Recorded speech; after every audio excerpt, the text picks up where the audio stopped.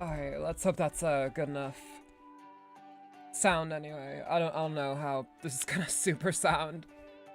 Welcome to the stream, everybody. My name is Lana Usagi, girl of your dreams, harbinger of your nightmares, and your computer is about to explode.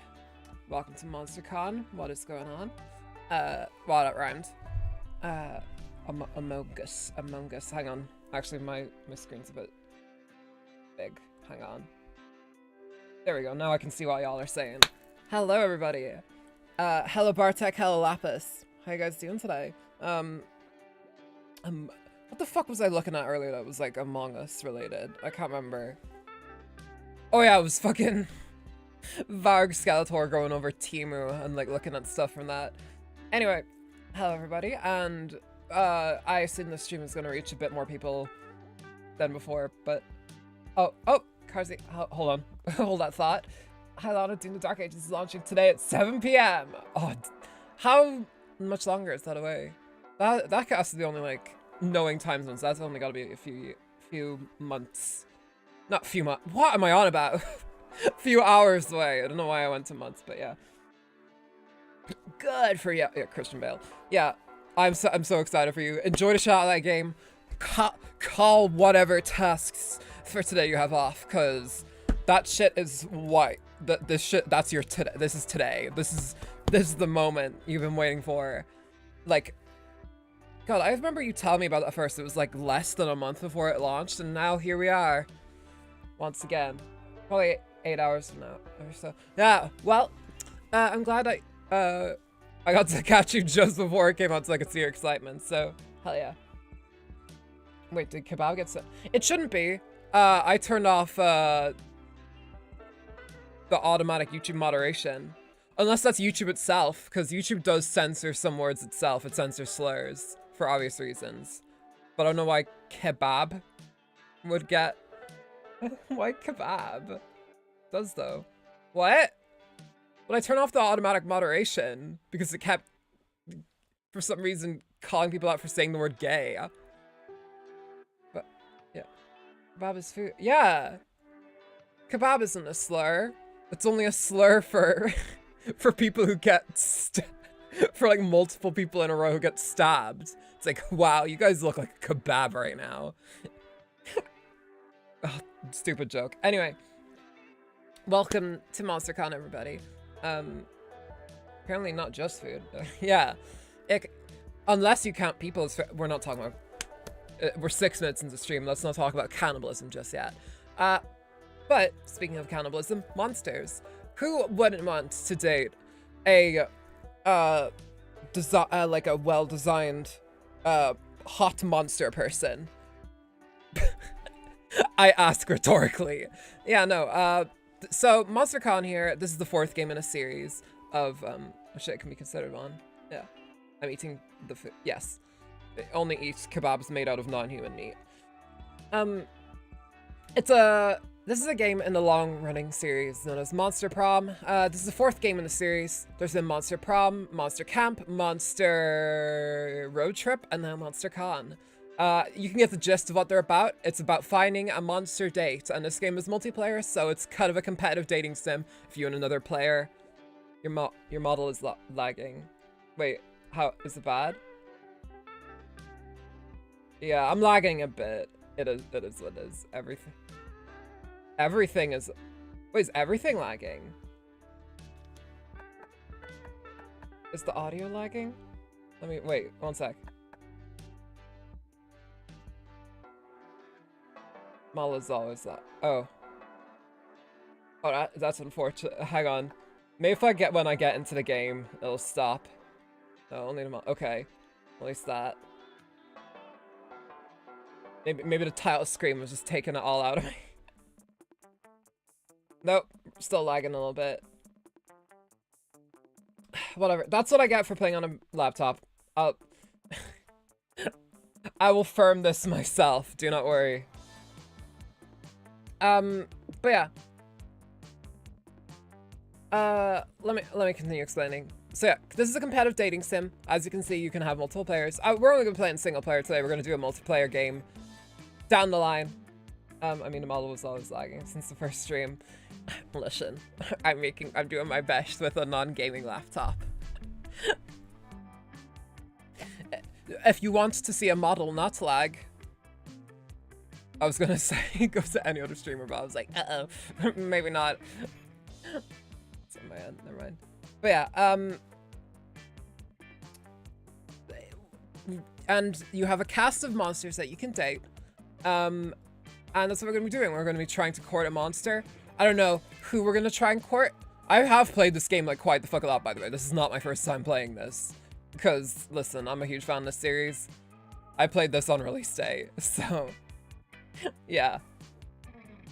And also I will give a quick trigger warning for those of you who are a bit more lighthearted. This game does feature some spicy content, so if that's not your style, but hey, listen, if there's something you are not cool with in a usual Lanu Usagi stream, like dick jokes or like humor about like sex,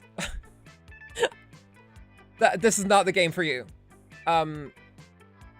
But aside from that, no, it's all good. We're all good here. So yeah, on we go. We're gonna be doing around a...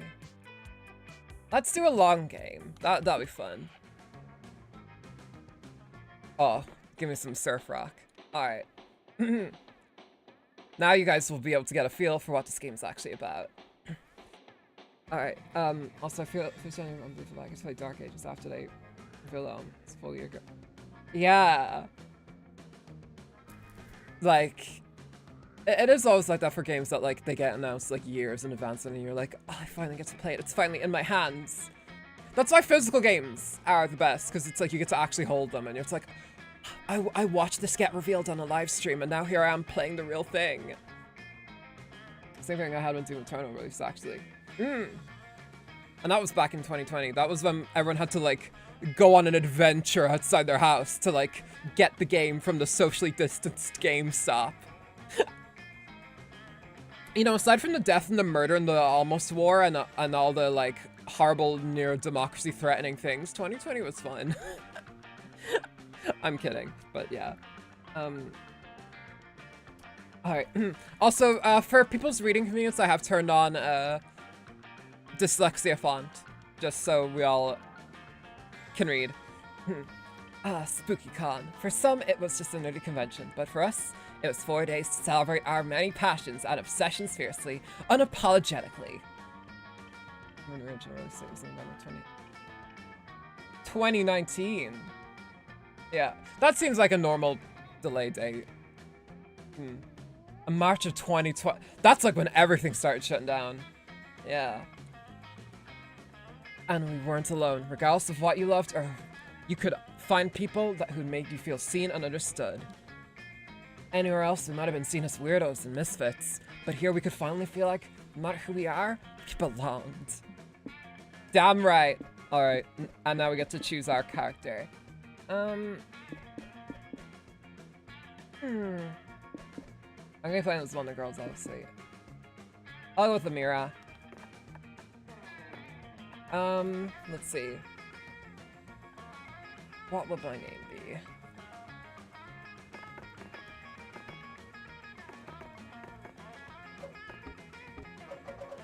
Fuck, that's not working. No.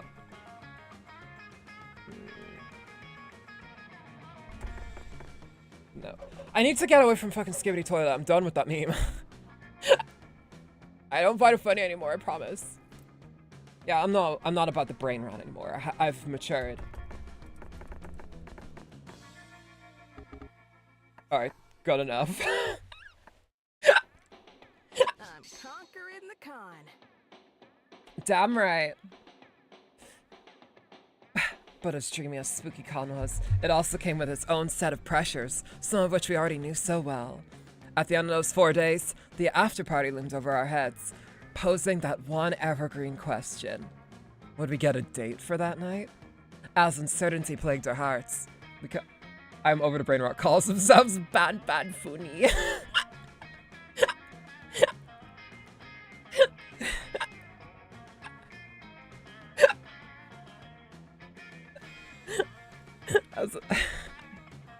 Alright. Alright, here we go with our characters and such. Zoe, an eldritch cutie who went from an endless deity and harbinger of destruction to being the author of the renowned fanfic Liam Prom. Zoe is voiced by Casey Monglio. I'm sorry, I don't know how to pronounce your surname. My first exposure to Doom was Doom 2016. Mine was like back in 2012 when I would like watch those videos where it's like the top 10 hardest levels in video games, and then there was like one from Doom on there, and I was like, oh, that game looks very mature. My Catholic parents wouldn't let me play that one. That's an awful idea. It is indeed.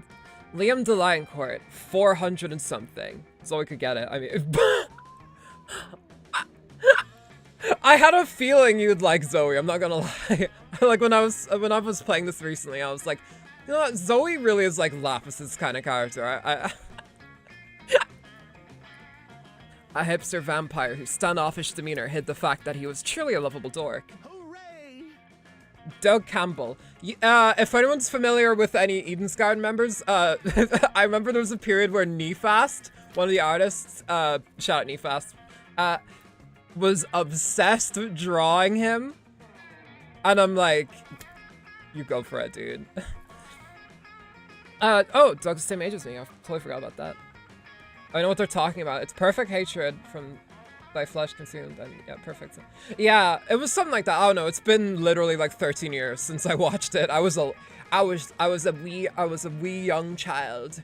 When I was child, I was at school. That was pre-trauma, Lana. That was pre-trauma. Like, you know what I mean? Oh, because we both have tentacles? Is that... Yeah, tentacles. YouTube doesn't let kebab through, but it lets tentacles through. Let that sink in. Let it in a door. Doug Campbell, a kind-hearted slime that was incredibly broke from supporting all the fandoms he loved. Mood. Omen, an evil overlord who was recently freed from her imprisonment in exchange for giving up her passion for stabbing people. I love her. I have the perfect cosplay for that. And here's Nico, a 22-year-old mimic who's over the top, who preferred cosplay over shapeshifting, even if they weren't the best at getting into character. If you recognize their voice, they are voiced by Brandon Rogers, who is a YouTuber. Very, very famous and quite the funny fellow. Nico's voice sounds familiar. Yeah, because it's Brandon Rogers. The CEO is one of Brandon Rogers' videos. One of his videos is... He also voices Blitzo in Has Been Hotel. So that's probably where you would recognize it from. I'm playing that for the first time and having the hardest time of my life. Classic Doom. Yeah. So, if any of y'all watch Has Been Hotel, yeah, Nico's voice is familiar. I knew it. Yeah, Blitzo. And here's my favorite girl. This is my girl right here. I had her with my profile picture on, like, Discord for a little bit. April 1st, same age as me. A clown idol who was contractually obligated to bottle up all of her non-camera ready emotions inside cute mascots. She's voiced by Erica Lindbeck, by the way, who you might recognize as Futaba from Persona 5. Who else? Uzume Tanobuchi from Hyperdimension Neptunia. That one girl from Arcane. There's a lot. Futaba, yeah. This is my first time I've heard Erica Lindbeck in like a newer game in like a while, so it's good to hear her again. It had to be one of them, but who? We had 4 days to gather some courage and shoot our shot. What was the worst that could happen? Being rejected and alone for the rest of our lives? Ha! Listen, all of us neurodivergents, we love Futaba. She out here for us. I have a Futaba non-droid, by the way, because you know, I'm autistic. We had our fair share of love and rejection. This surely wasn't our first rodeo. Also, cool fun fact, all levels in Thy Flesh Consumed, aside from the secret level, are named after Bible quotes, including the episodes. Yeah, Thy Flesh Consumed does sound familiar as a Catholic girly. Oh yeah, I forgot to mention this on Friday, but shout out to the new Pope, my woke Marxist king. Shout out Pope Leo. I will be giving you a copy of Honkai Impact 3rd. I will be burning it to a disc and giving it to you directly when we meet. That will happen. Maybe I'll give it to my priest and go like, yo, if you're ever in the Vatican, can you like pass into the onto like the cardinals?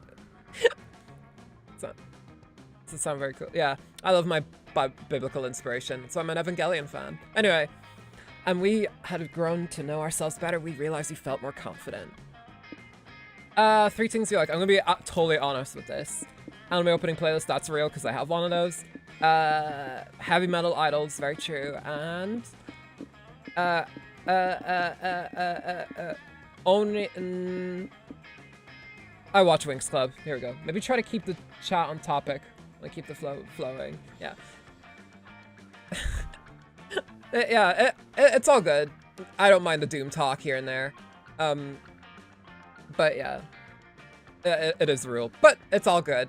No worries. I like hearing you guys yap about Doom. Because it's a series I'm not gonna play, so hearing it through you people is like, yeah, I love it. Let's see. I love my Kefkas, I love my Gendos, and I love my broken villains who are sad. Alright, boss. Alright, boss. I'll beat that man up for you. We weren't all new to this, so this time we challenged ourselves with a goal other than finding love. With the support of Zoe and Liam, we had decided to take on a project we've been putting off for too long. Time to win at art. Making our own comic.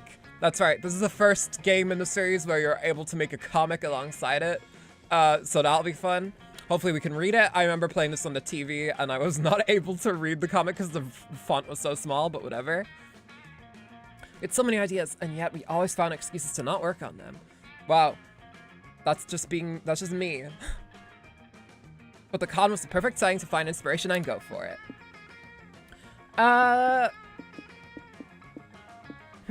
Let's go shonen. I love my shonen.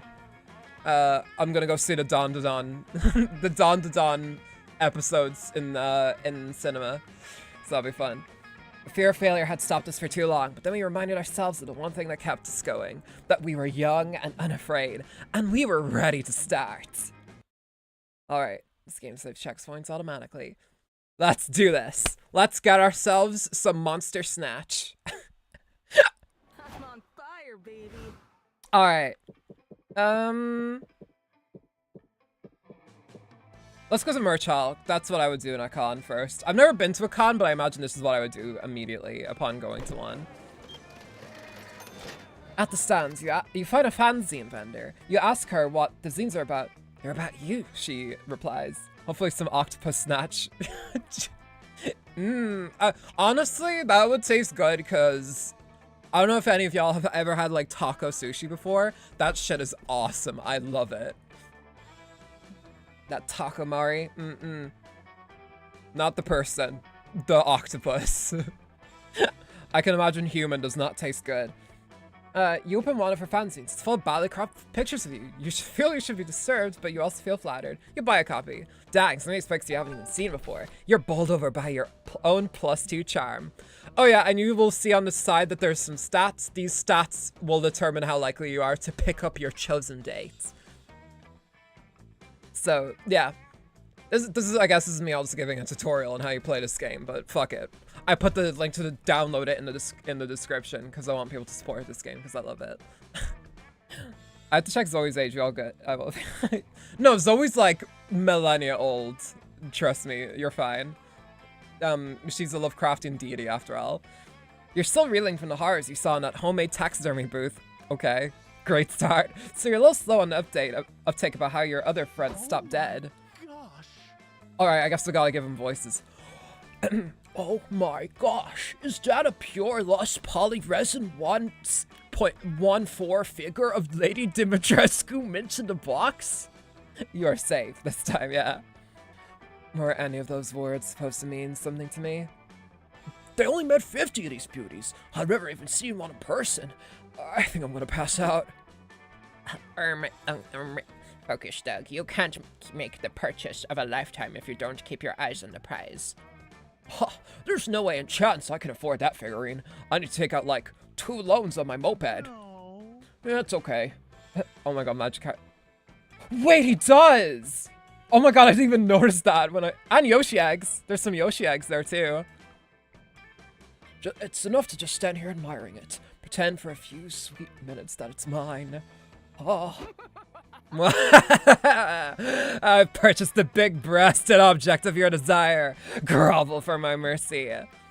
Oh, Omen, you shouldn't have. Thank you, thank you, thank you. How nice. Omen, it was incredibly nice of you to buy Doug that figurine. As your Redemption Arc program sponsor, I'm proud to take some credit for your growth.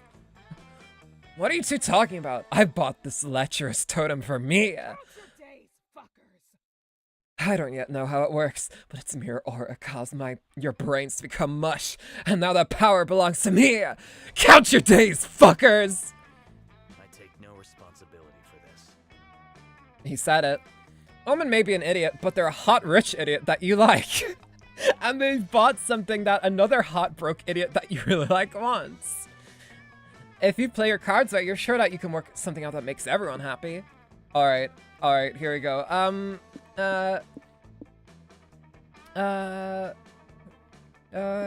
Explain the figure is incredibly cursed. Whoever owns it risks developing an intense attachment to the fictional hottie. Yes, perfect. I don't believe you. Sweet Omen, we've all been there.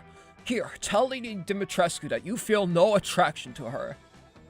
Doug, it's just a plastic figurine. A plastic figurine with some big plastic boobies. Well, look at those boobs. God, I'm so glad no one can hear me voice this shit. Yeah, and her commanding eyes, her intimidating yet alluring figure, No, it's mostly the boobs for me. Look at them! Wait, this is the powerful curse you were mentioning before. You want me to fall under the spell, don't you? But Omen is stronger than a silly totem. A breastful, full-chested totem that melons boobily into your soul. Boob inspect, yeah. Yeah, no one will hear this, only a whole... Yeah, it's only gonna be like a few hundred people, it's whatever. I don't care. Stop it!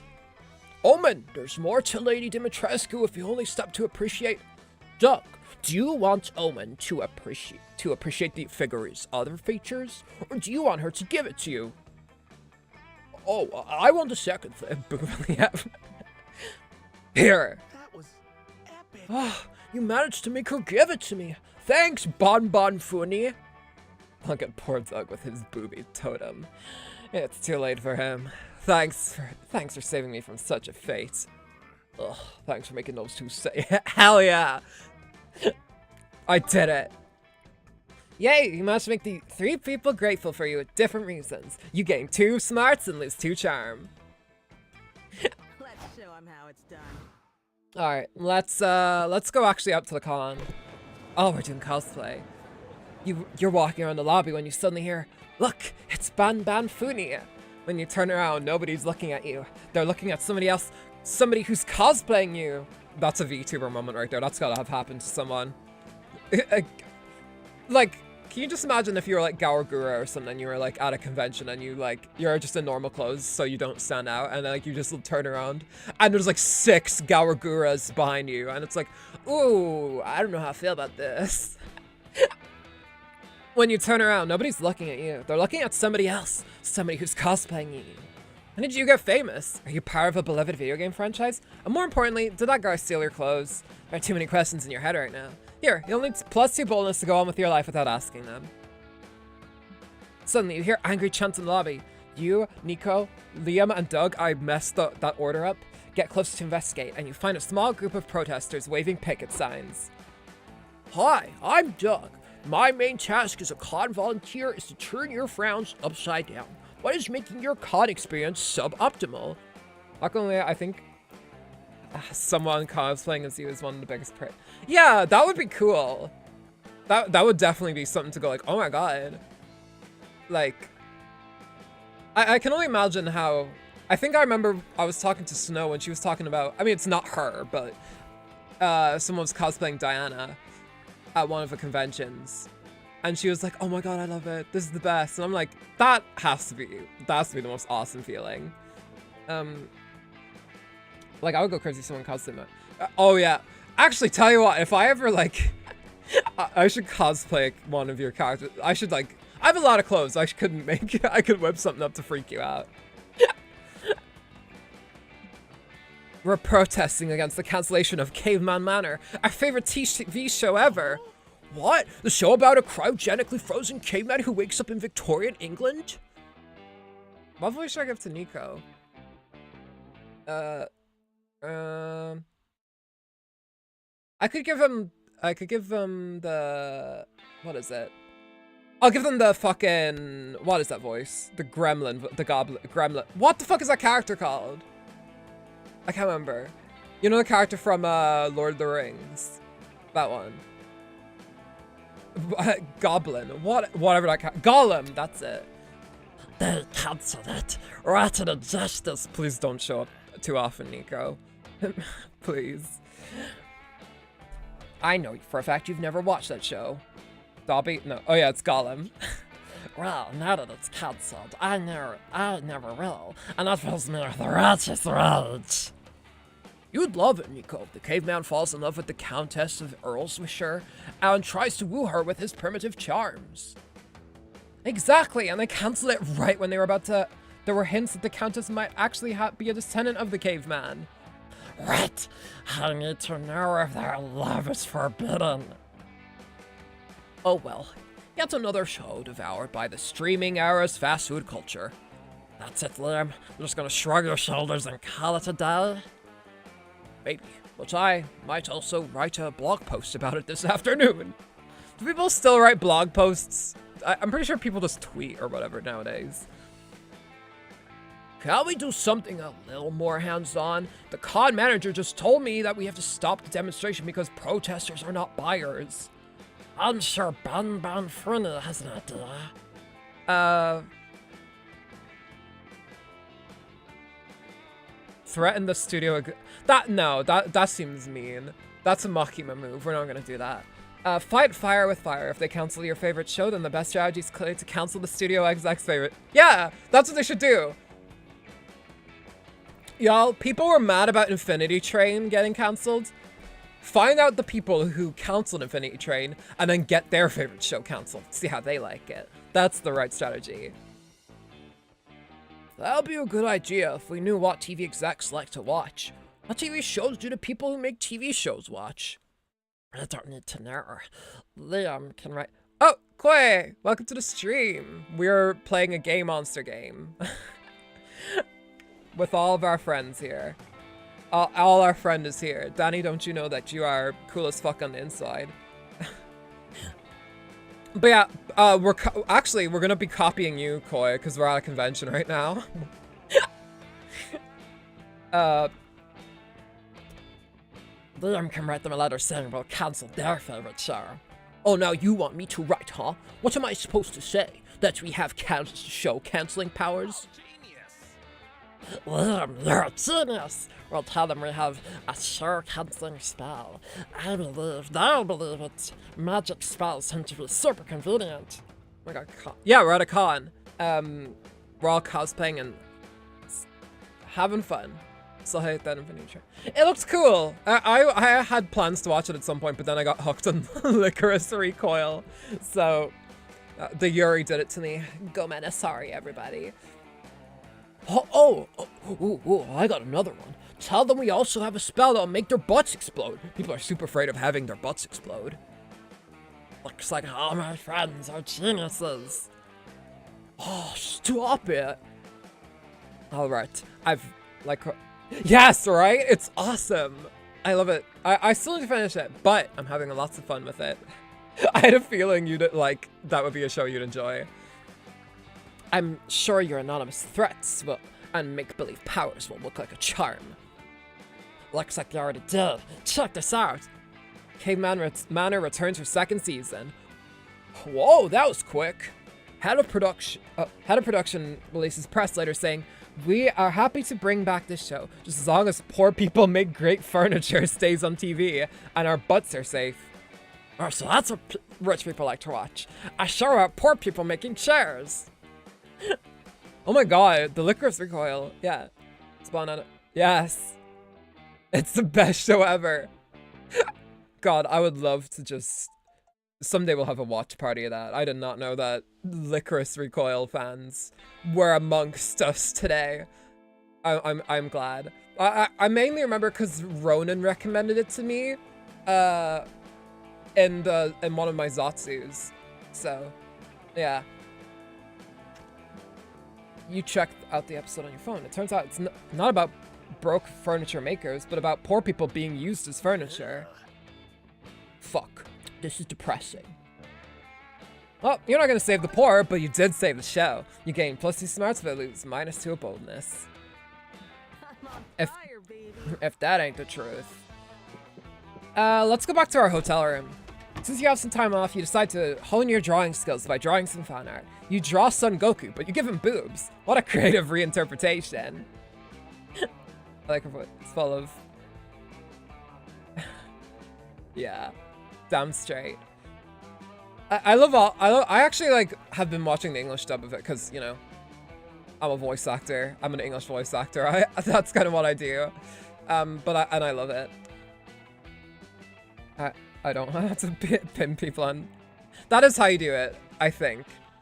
Because people, I don't know if that's mainly a Twitch thing, but yeah.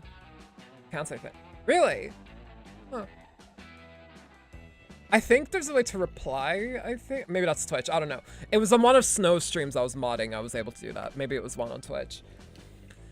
Then you draw Splash Kaboom with a twist. You add boobs and name it Splash Kaboobs. You're on a roll. Finally, you draw Misato from Evangelion. Hey, Evangelion reference. You turn her into a green-skinned biomechanical symbiote. I don't know, private. Yeah. Private messages on YouTube would be something. You turn her, oh yeah, and make her blonde. You also give her a second pair of boobs. You deserve +2 creativity for a successful boob storming. Yes, you hear a group of angry Jesus, why is there so many protesters?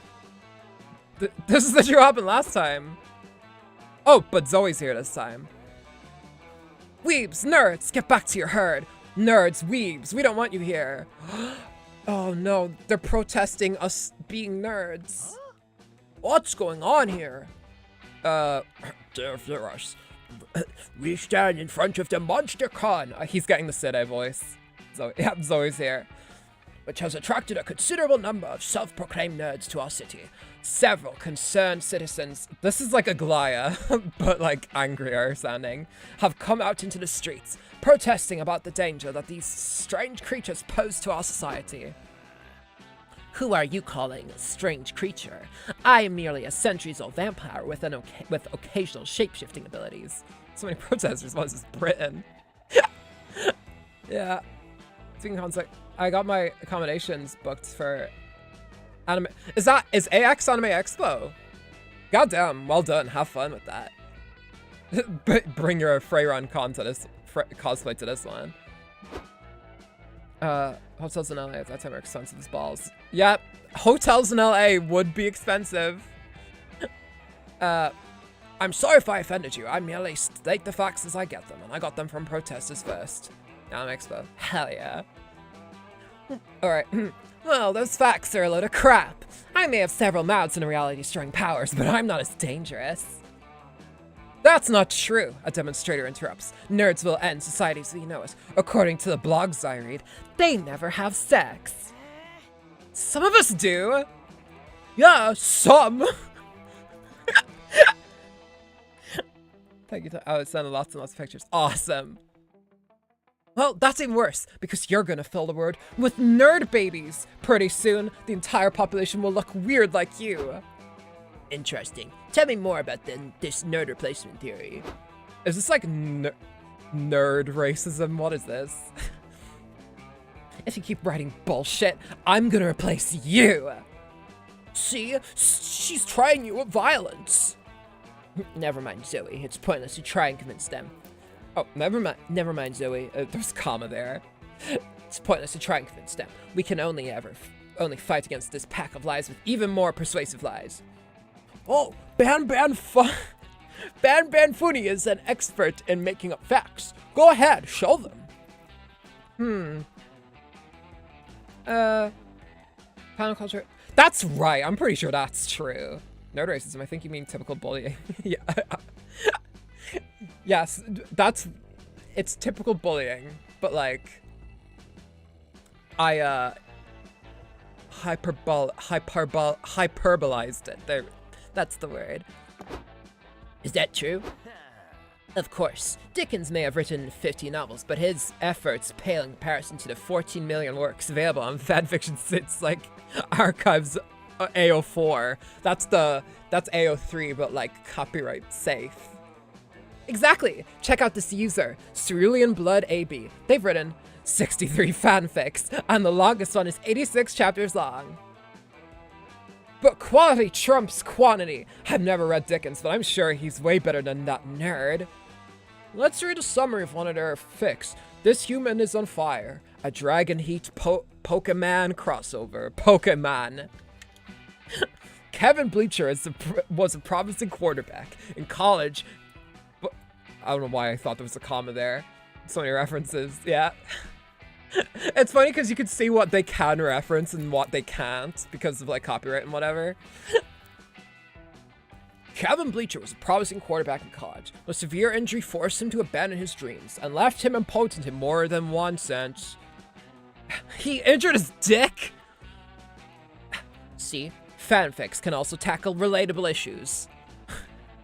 But everything changes when Kevin is captured by Harold MacDonghard, a fiery hot dragon who will use him in illegal human street fights. Never mind.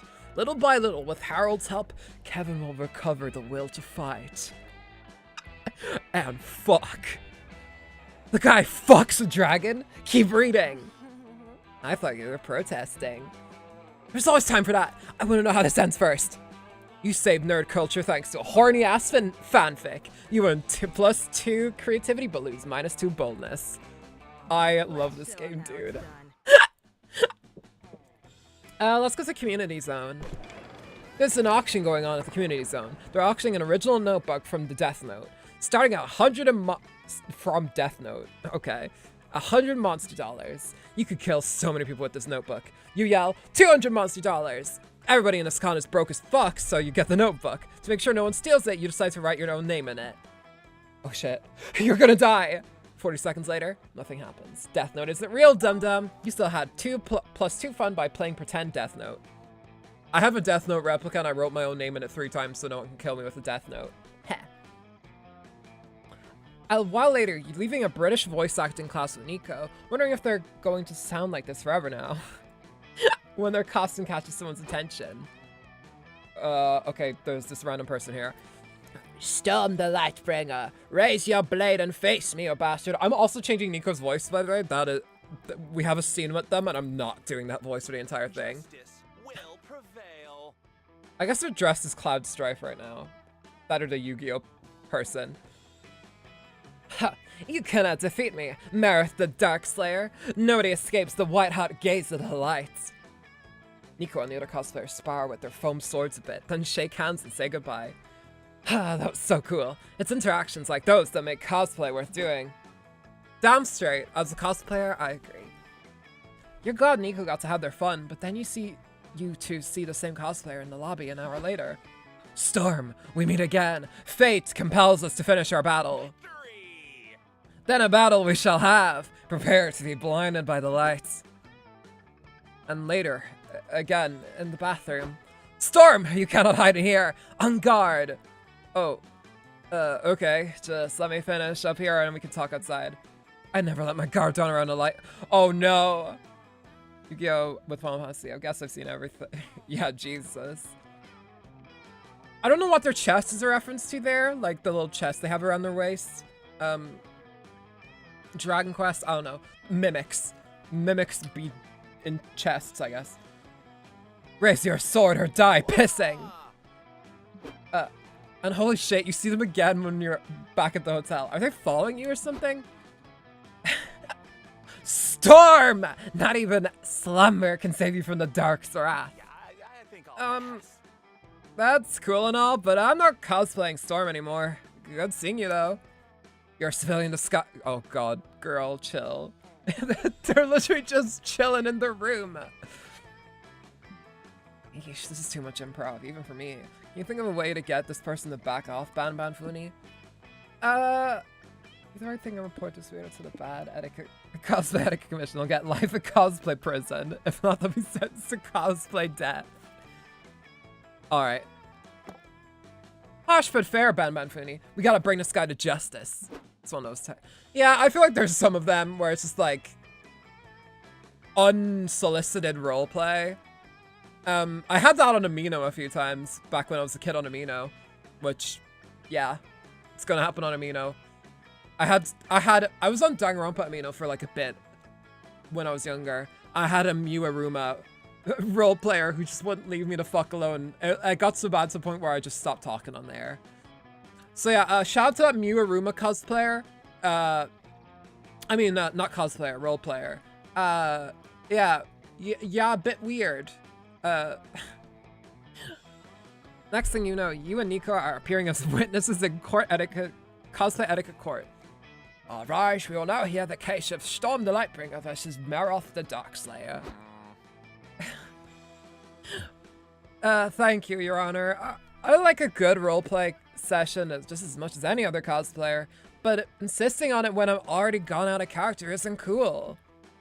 Don't listen to them, Yuana. Storm the Lightbringer is a wily trickster. He may have taken off his costume, but I know his true identity, and I shall slay him if it's the last thing I do. Didn't you read the sign at the door, kid? There ought to be no in-character conversations within this courtroom. I cannot abide that. Meroth the Darkslayer is in my bones. He's in my very soul. He just like me for real. I imagine if someone's like listening to this stream as they do other shit, like they're like, that's not a line of dialogue, right? That's just a joke she made. Nope. No offense, but I kind of feel like idolizing reality destroying antagonists is kind of a red flag. Don't talk back to me, Storm. I'll mount your head on my throne and piss on your grave. That's quite enough. If you cannot even abide by the rules of our courtroom, how can we expect you to abide by the core rules of cosplay? Say it with me now. Alright. 1. Never body shame.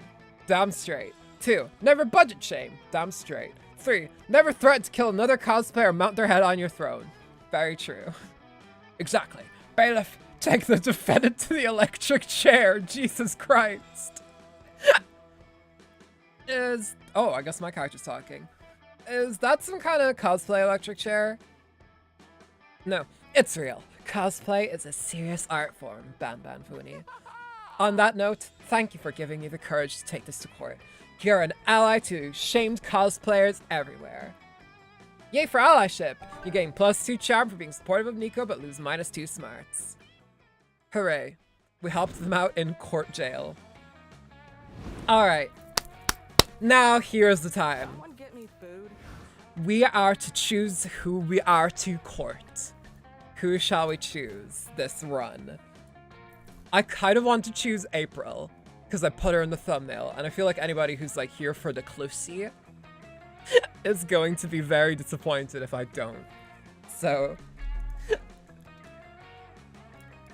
Also, her voice will be easier to do than it will be for, like, the others. Let's do that. And I don't think we've talked to her so far, so... No Zoe. Oh. Fuck. Well. Yes, please. I was gonna go back and choose Zoe, but I guess I can't do that. Let's go for lunch. You and April go out to a restaurant. You two are having a lovely lunch till the desserts come in. April has ordered a pie, the clowniest of all desserts, and you've got double eggs because you're a weirdo. April unfreezes there, staring directly into your eggs. It looks like she has remembered something. After a split second, she goes back to normal and dives into her pie, face first. It's a lovely lunch, but still strange. Alright. Sure thing, girl. Alright, comic You're time. the greatest author ever. The con is a whirlwind of activity and overstimulation. Damn straight, I'm autistic, I would know. But somehow you find time to work on your comic. Time to brainstorm. What's something that stirs fear in your soul? Wolves with big menacing dongs. That's what scares me. What's something you do to impress everyone at your wedding? Reveal your most niche fetish in painful detail, compliment everyone's hats, kill a walrus with your bare hands just because, or solve the Hodge conjecture, a major unsolved problem in algebraic geometry.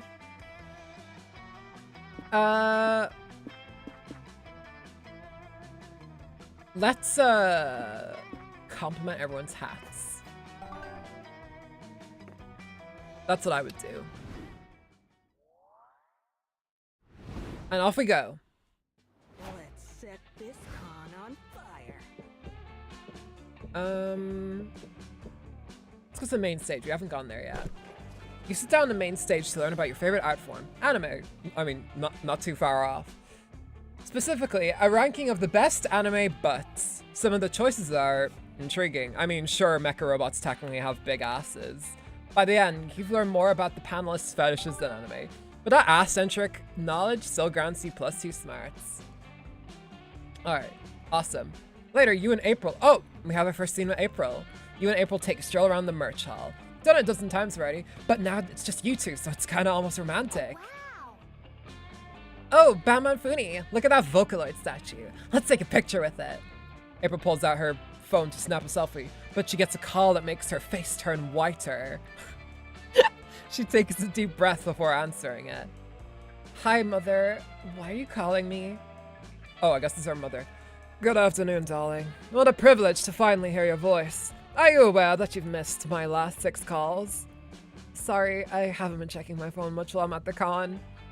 Is that so? I thought you were always on your phone managing the internet job of yours. Oh no, this is a bit too real. As a streamer, this is a bit too real. I can hear the quotation marks over the phone, Mother. Good. Could you also hear my disappointment at you for leaving the Cirque du Le Pitre for whatever streaming Minecraft is? Ugh, that also is a bit too real. With all due respect, Mother, I don't want to have this argument again. An argument requires 2 opposing viewpoints with some degree of validity, my dear. Be that as it may, I called you today to make sure you've registered your clown egg. Clown egg? Oh yeah, it's traditional for clowns to paint their signature makeup on an egg and submit it to that clown egg registry so no one copies your look. That's a CG for sure. I want this as my user icon on Discord. Why are you telling me that? Don't explain clowning to me, my dove. I'm not the one who dropped out of honorable craft for no discernible good reason. No, Mother, I was explaining it to Bon Funi. Who's that? They better not be some new lover of yours. You know your father would never approve of you seeing a non-clown. The egg tradition is real, by the way. Wait, really? Do clowns actually do that? They have to go to an egg registry to... Is that real? I mean, I guess it's important that you don't get copied. That's real? Clowns actually have to do... all my clown fella, like, brothers, sisters, and envies out there. I am so sorry that you have to paint eggs all day to copyright your look. If you really are ready to begin courting, you should have talked to me. I can arrange you to a chaperoned date with Buffo from Circo de Pagliacci. As clowns who paint their face paint on an egg. Really? Huh. I did not know that. No! What? You can't marry me to Buffo. He smells like eggs and he honks when he breathes. Big yikes. You can't pursue April if she's unhappily married, so it looks like you will need to show her mom that you're a viable suitor. But how? Not long ago, you recorded and edited a video introduction for an 80s video dating service. So it explains why you'd be a good lover. Yeah, I got charm. I can work this. I never knew that shit about the clown eggs, though. Them clowns be laying eggs. That's probably why they do it. You two go to the circus town where April grew up, and after some perfunctory greetings, you roll your tape and get ready to dazzle her mom with your raw charisma. Hello, beautiful. Are you the one who's gonna show me a night of wonder? Will you grab my heart and juggle it with both hands? I'm a sensitive soul who's looking for love. I like go-getters, fun lovers, date havers. Anyone who looks at me twice, really. If you like what you see, call the number on the bottom of the screen. Please. How amusing. What a hilariously pathetic soul. So, you liked it? Most certainly. You remind me of my husband. He was so cute when we met. So miserably pathetic. Our daughter here gets her patheticism from his side, you know? What? I see it now. Badman Funi, you would make a good match for my daughter. Does that mean Buffalo's off the table? Yes, away with that foul-smelling brute. Mother, I don't know what to say. And away with you too. I'm having dinner party tonight and I still need to brine the rubber chicken. Sure. With a sigh of relief, you two say goodbye to April's mom and head back to the con. Well, hey, we got permission, y'all. Thank you so much for helping me deal with her, Bonbon Funi. How can I make it up to you? Ooh, I know. I'll give you another favor to do for me. Can you please take my clown egg to the registry? Mother will kill me if I put it off any longer, but I'm scheduled to do a stream soon. Thanks. Cool. I guess I have her egg now. She put like blush on it and everything. She really went all the way. She gives you the egg, kisses you on the cheek, and flounces off. You'll never wash your face again. You gain +2 charm and lose -2 creativity. Well, I guess it's just you and me now, little buddy. I'm on fire, baby. Alright. I guess we know that about clowns now. You attend an indie tabletop game showcase and get pulled into a Euro game based around the classic party game Never Have I Ever. It's like the original game, but there are different point values assigned to the severity of your admissions. There are also sudden death rules, a phone a friend mechanic, and a robber, somehow. 2 hours later, you decided that never will you ever play this game again. At least you gained +2 fun hearing the embarrassing things the other players admitted. Later, you and Liam decide to watch a cosplay contest themed around the Coven TV show. You're ready to see some sexy takes on those sexy witches. I don't know what that cosplay is. Yeah, thanks for coming, guys. What do you think of my Joy cosplay? Oh, she was the character in the older games. Not bad. But Joy never wore knockoff Docs while we were younger, I'll tell you that much. Wait, you're one of Joy Johnson Jojima's famous exes, and you never told me? I told you twice this morning while you were making the cosplay. Oh, sorry, I barely listen when you talk. Wow. You gotta tell me about Joy, Liam. This character work could help me with the contest. Okay, but let's not get too personal. What's she like in bed? Don't spare any details. Absolutely not. I'm absolutely not going to answer that. That's fine, I'm more of a hands-on learner anyway. You gotta kiss me. What? Oh. Okay, I guess that escalated pretty quickly. What? No! Come on, Liam. I gotta learn how to kiss like Joy. You need to tell me the proper ratio of tongue to sucking action. What is happening? I'm filled with regret. I regret coming here. I regret being alive. I know who'll cheer you up. A wet, sloppy kiss from a friend who's cosplaying your ex. Get in here. That escalated quickly. Yeah. There must be a way to get Nico into character that isn't this. But what?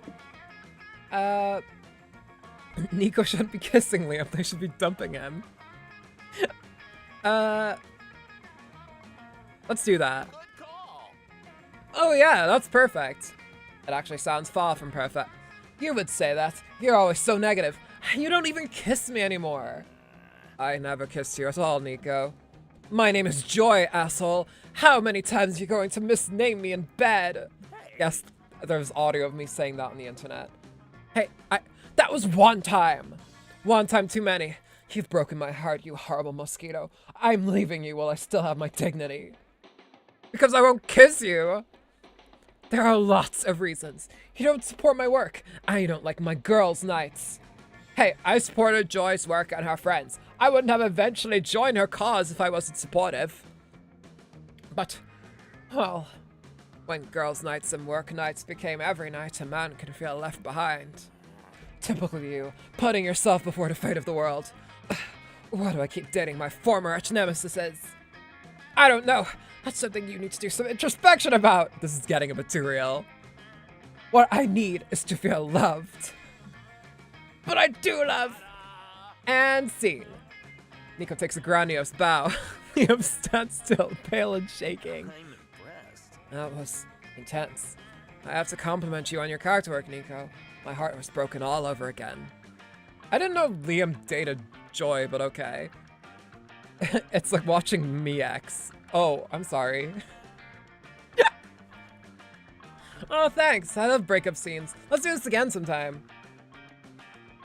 Nico wins the cosplay contest using their inner knowledge of Joy's trauma. Hooray! You gain +2 creativity and lose -2 charm. God bless me. Helping with character work. Let's show him how it's done. Off we go to the lobby. Actually, no, let's go to the hotel again. You're in a hotel room sewing your cosplay costume when you mistakenly sew it into the bed's blanket. You could unsew it, but that would mean admitting you made a mistake. So you decide to properly implement a blanket in the costume design and leave your dumb ego intact. Look at you being a stubborn dum-dum. Here, have the +2 creativity for such out-of-the-box thinking. Later, you're ready to head back to the con as soon as Nico finishes putting on their cosplay. Howdy, partners. Texas, lassos, hog tie, apple pie, it's horse is a horse, of course. I'm a cowboy, baby. No, not southern enough. I'm a cowboy, baby. What are you doing, Nico? You looked dressed to me. Can we go? After I get into character, we can. I want to be the most accurate cowboy ever. And you're going to do that by reciting southern-sounding buzzwords? Well, yeah, that's what cowboys are all about. Nico, I'm actually starting to think you don't actually know that much about cowboys. Cowboy stuff. Sure I do. They wear cool hats, ride horses, and sometimes they climb mountains and explore each other's bodies. What a life! That hardly sums it up. Cowboys, as we know them, descended from Spanish and Mexican cattle herders called vaqueros. I'm sorry if I mispronounced that. Who reintroduced horses to America in the Americas in the year. Hey, Liam, you know what cosplay is supposed to be fun, right? Because this history lesson isn't fun at all. Do you want to be an accurate cowboy or not? Totally. I mean, darn right, partner. But can't you tell me some facts about cowboys that are, I don't know, fun? Are cowboys just way more boring than I thought? No way, cowboys are cool as hell. You just need to tell Nico the right cowboy fact to help them become the best cowboy they can be. Let me see. Well, West ended during the beginning. Which informs the theory that no cowboy ever formed an opinion on Naruto's Chunin exams arc. What? I've never watched Naruto, so I have no idea what that arc is. Also, hello Simone, welcome to the stream. What? You mean none of them even had an opinion on the Tamari versus Shikamaru fight? That one's iconic! Yeah, not even that one. Dang, I gotta rethink my whole understanding of cowboys if I want to cosplay one well. Did your current impersonation rely on the Chunin exams arc in any way? Yes, of course. What? Why? Thespians found inspiration in the most unlikely of places. I thought you knew these things, Liam. Well, if it helps, did you know that the existence of cowboys and ninjas actually overlapped in history, so cowboys could theoretically counter ninjas? Is that true? Actually, I'm pretty sure they would have. Now you're talking. Ah, cool. That'd be plausible for a cowboy to actually witness a real Chunin exam. Nico, do you understand that Naruto holds little to no historical value in representing actual ninjas?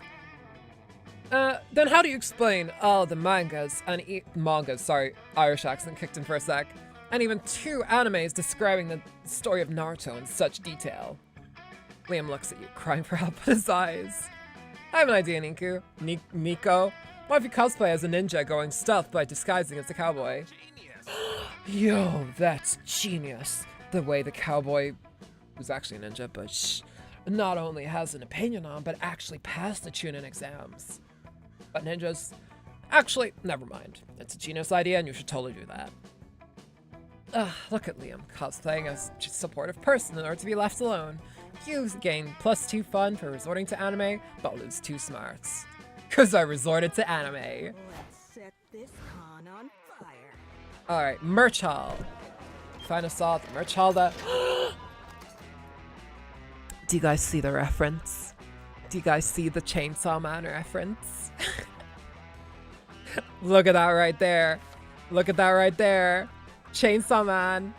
If that ain't Chainsaw Man, but with axes. You put it on, you see your surroundings. Yep, it's a scam. The headset is basically a football helmet and a pair of glasses. Do we know about Japanese ninjas, or are they bad at being ninjas? Very true. I don't know. Also, welcome back, Koi. We were talking about if ninjas are bad ninjas because we know that they're ninjas. No refunds allowed, but the headset looks good on you. Like, plus your charm's good. Later, you, Nico, Omen, and Doug are checking out the rigged carnival games section of the con when you find a stand featuring a shallow pond of goldfish. This nonsense. What fresh bullshit is this? It's goldfish scooping. If you manage to catch a fish with a paper net, you win the fish as a prize. It looks cool in anime, but in reality, I feel kind of bad for the fish. Just get them out of there. Is the way of the blade. I believe in you, my young pupil. A paper net and your will of fire are the tools with which you can change these fishies' fate. I'll save you, little buddies. I can do this. Focus, Doug. Feel the movement of the water. Sense the goldfish's intent before it senses you. Doug tries to feel the water or whatever, but alas, his paper net rips on the first try. I failed them. You suck. I bet I could scoop up a puny fish with one severed arm and chains wrapped around my whole body. Omen is in fact wrong. Fuck off, you stupid fish! Good luck escaping my fist! He's the young Omen. Anger dulls the reflexes. How can you lend the fish a hand if you close your fist? Omen is punching the water, while Nico seems set on just giving fake deep advice. Stay calm, fishies, we're coming for you! Your friends are collectively losing it. It's up to you to go to free at least one of these fish. Can you do it? Which fish needs to think like a fish? It's time to go method. Oh, genius. Yes! You're a genius, Bonbon Funi! But I'm not a fish. This plan is idiotic.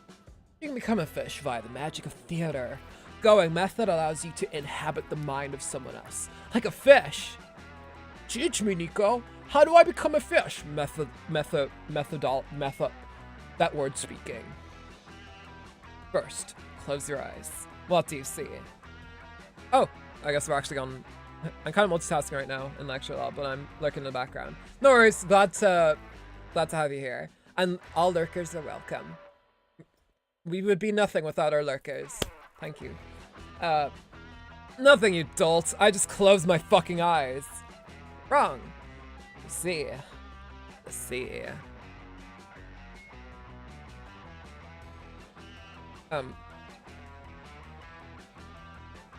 Why is the game not responding? What's happening?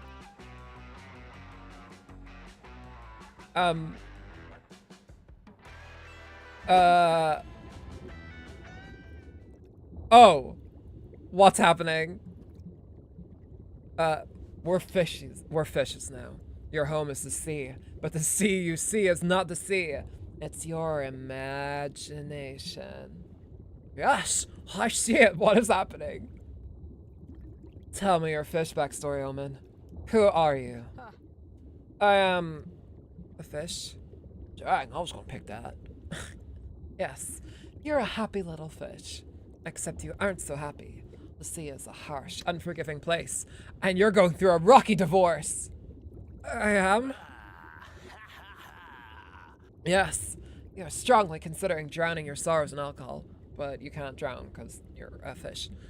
And if that wasn't enough, a huge fuck-off shark has just shown up to eat you. Swim away! I'm swimming as fast as I could possibly imagine. She'll never make it.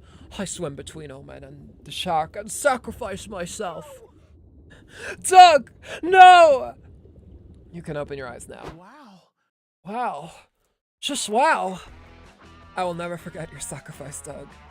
Did we do well? With the method and whatnot? You tell me, Doug. You tell me. Nico gives Doug another paper net. He tries again and actually catches a goldfish. Yes! Your sacrifice meant something, Doug. You have purpose. I've never felt so alive. It's like I'm watching 3 people sharing 1 brain cells while I'm high on something. Yeah, well, welcome to MonsterCon. That's how it feels. Neither has the goldfish, you bet. You're at least sent into a nearby potting game, plus your creativity for method acting, but lose -2 charm. Yay, I got an achievement. Hoorah. Hoorah. Hoorah. Marine biologist.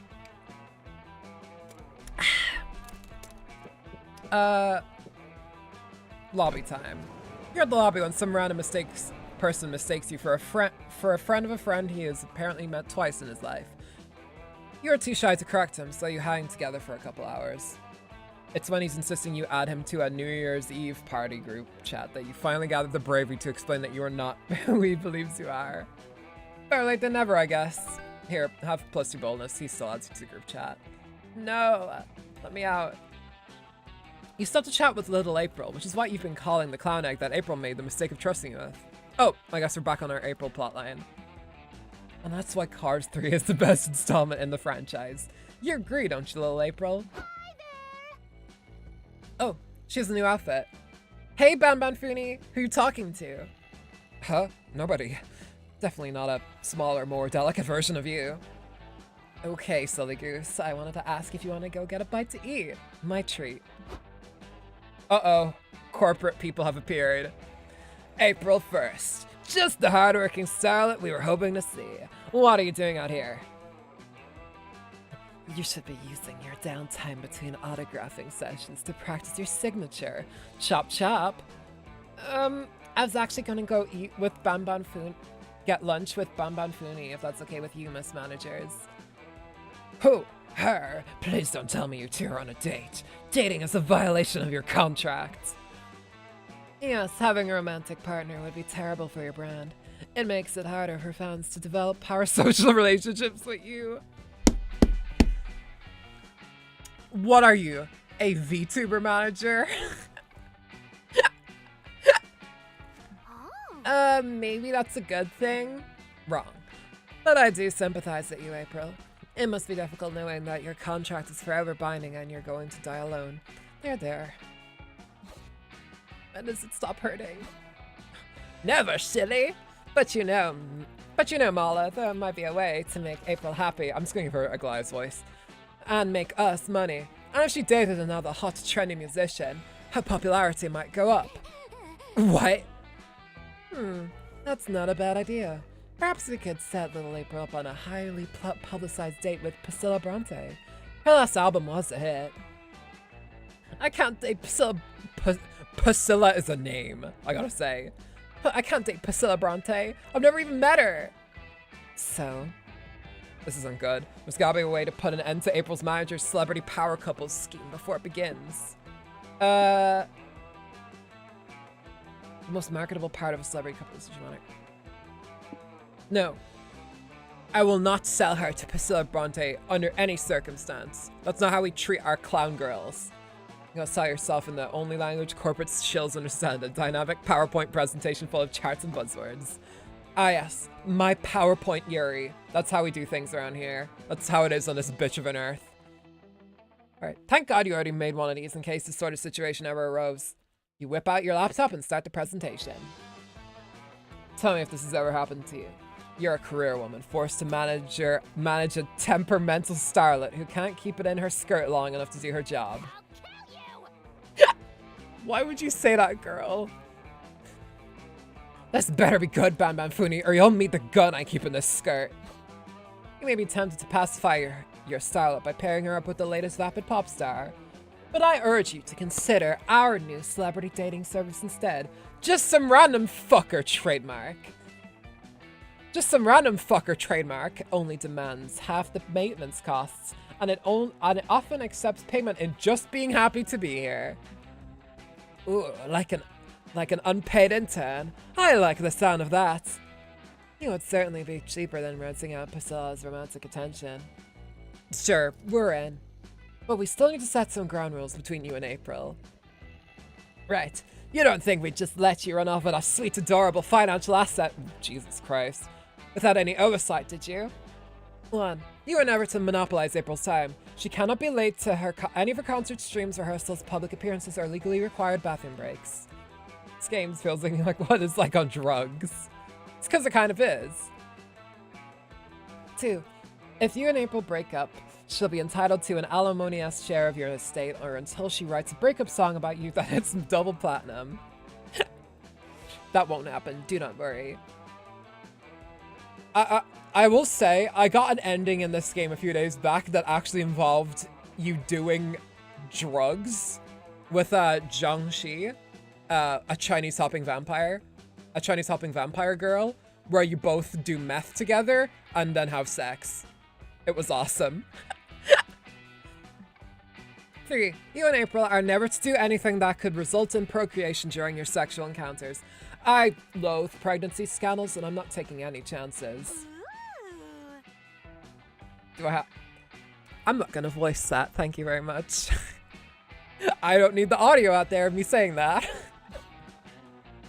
That's how I want to go. Yeah.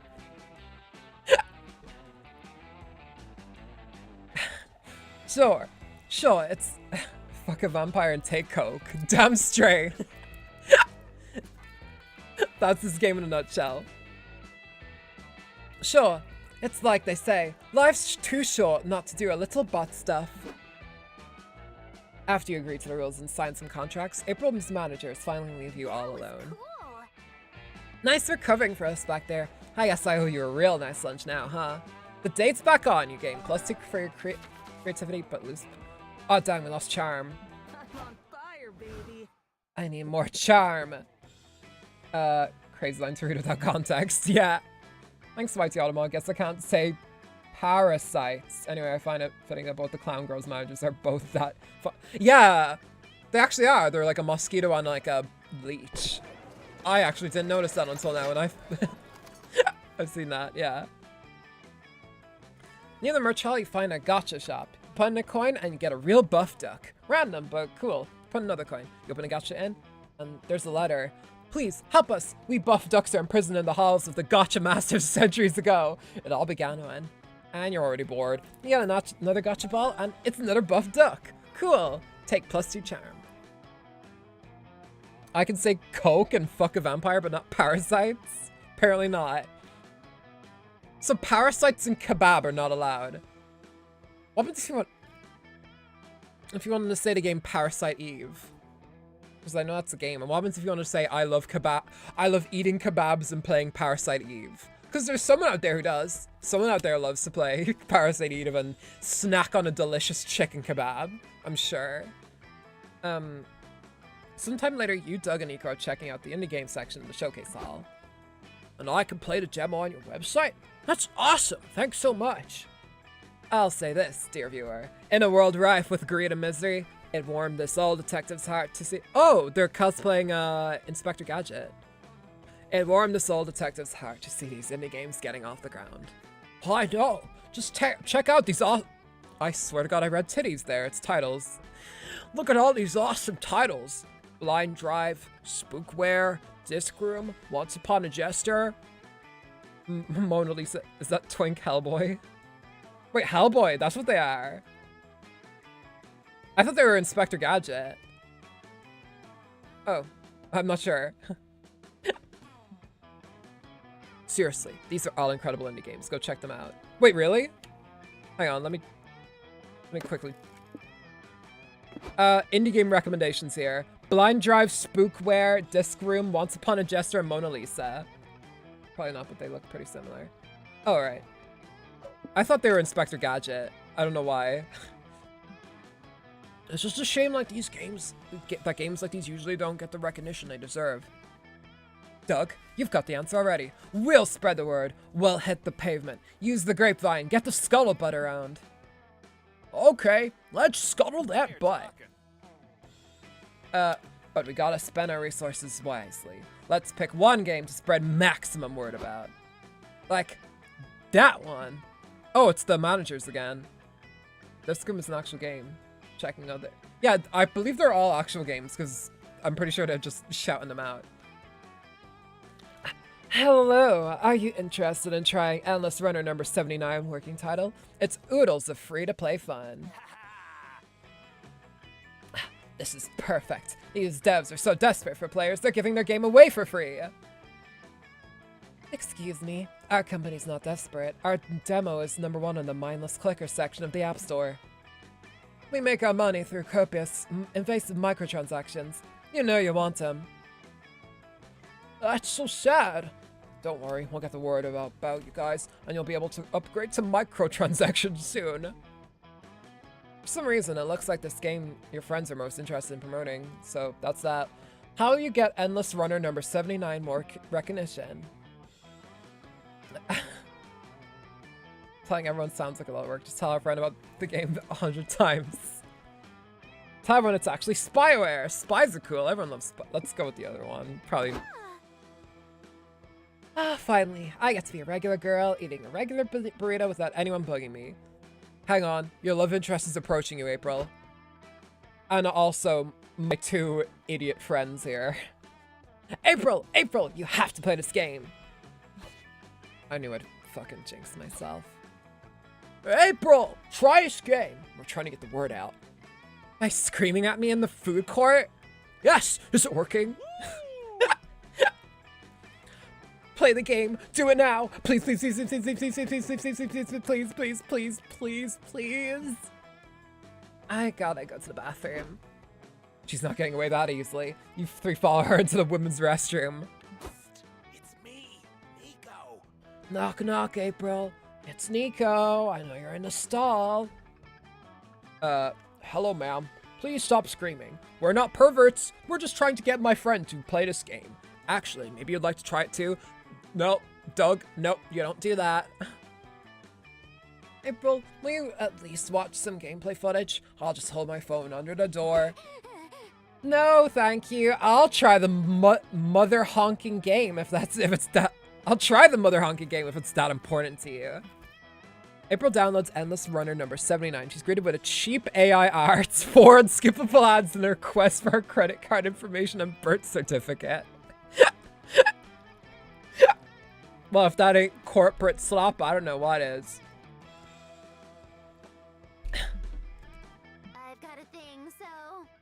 Wowza, this seems super fun. Thanks for the recommendation. She leaves, deleting the app on her way out. Was epic. Oh, we did it! We're the best game recommenders ever! Debatable, but at least Nico and Doug feel accomplished. The game +2 charm and -2 boldness. By the way, on the AI thing, because they made a joke about AI art there, I don't know if anyone's been checking my Blue Sky, but I had a beef with the official SoundCloud Blue Sky account. Because SoundCloud has a policy now where they have something in their TOS where it's like, oh, we can just use your songs to train our AI and stuff like that. Which sucks and is bad, so I decided to just comment under one of their posts, just going like, hey SoundCloud, here are all the reasons why AI is bad, do better, essentially. And the official SoundCloud responded to me going like, with this press release ass fucking thing.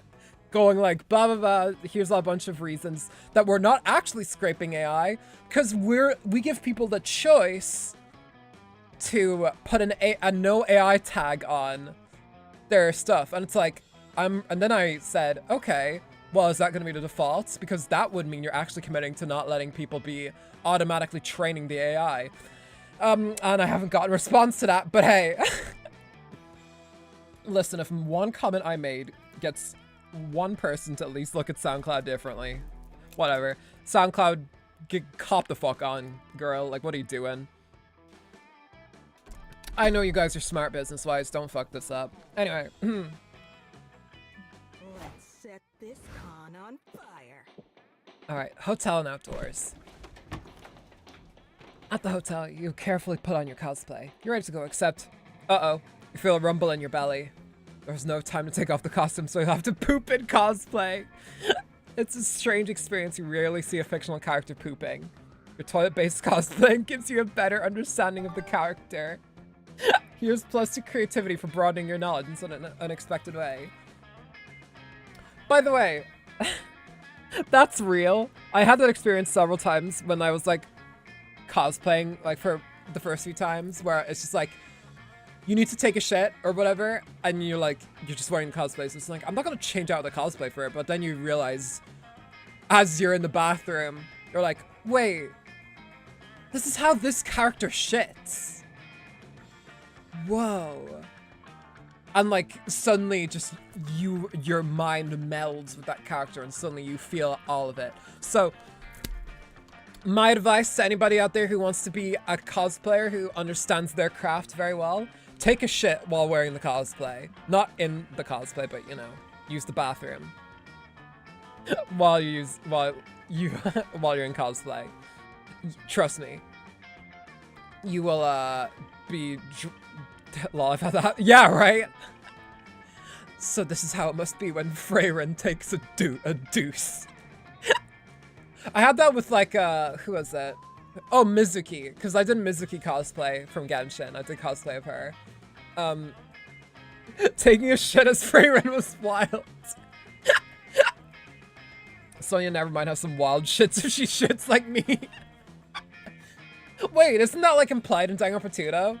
Doesn't like Monokuma go like, yeah, Sonya, you were in the bathroom for like a long time. And Sonya's like, please don't say that, I will never be queen, or something like that. It's like, girl, what? Later, you and Liam are drinking boba tea in the courtyard when Nico runs up to you, their kimono billowing dramatically in the wind. I need your help, Liam. I'm having a crisis. No, thank you. It's an acting crisis. I need help from a fellow thespian soul. You have my attention. I'm cosplaying Jade the Ronin today. I don't know what that character is from. But their cosplay is good. But I'm having trouble getting into character. Jade's just so hard to relate to. They're so quiet and angry. So, what's the word? I think she's doing other stuff. I can only imagine what she's doing in there, but girl. Jaded? Nah, that's not it. Okay, here's a tip for you. The trope of the Ronin is most often characterized by their ostracization from society. What? Jade the Ronin isn't an ostrich, silly. It's not. Okay, let me put it in a different way. You need to tap into your sad, serious side. I don't think I have either of those sides, though. Dig deeper. Haven't you ever felt like the whole world could have turned its back on you, and all you could do was turn your back on the world? Don't tell me toilet is auto. Well, hey, you said tolier. Toilet is a bad word. I'm gonna have to check Automod again, because I definitely just straight up turned Automod off, so I don't know what's going on. Dig deeper. Haven't you ever felt like the whole world's turned? Oh wait. I guess I was pretty bummed out when I dropped my corn dog yesterday. Is that anything? Well, I'm out of ideas. Bon Funi, you got everything to help Nico get into character? What? I have to choose that one. Mods aren't getting any auto mods anymore. Huh. It's probably what you took. Oh no! Is that what I turned off? I could have sworn I turned it off the comment mod, the like live stream moderation though. Huh. Oh fuck, I'm sorry if I fucked something up there. I'll check it up after. Pause. But yeah, if you want to say toilet, just say tolier. This is getting hilarious. Yeah. Just spell it like how Carsey spelled it. Batman Funny, where did you get a baby? I told you, I found it. Found it where? It's a big deal. I saw a free baby and I took it. I've seen you take free samples before. A free sample is a cookie at the bakery or something, not an entire baby. Wait, where'd Nico go? Skibbity toilet. Wait, toilet is there. Huh. Skibbity toilet censorship. Yeah, that's probably what they're trying to do. Didn't Russia actually do that though? Didn't Russia like ban Skibbity toilet videos for some reason? More importantly, where'd the baby go? Who cares about that? The fuck? You should care! You kidnapped the fucking baby! You and Liam searched for 2 hours later until you finally found Nico in the exact same spot you first lost them. There you are. Do you have the baby?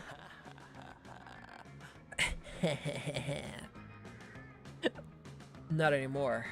I embarked on a harrowing journey to find its rightful parent.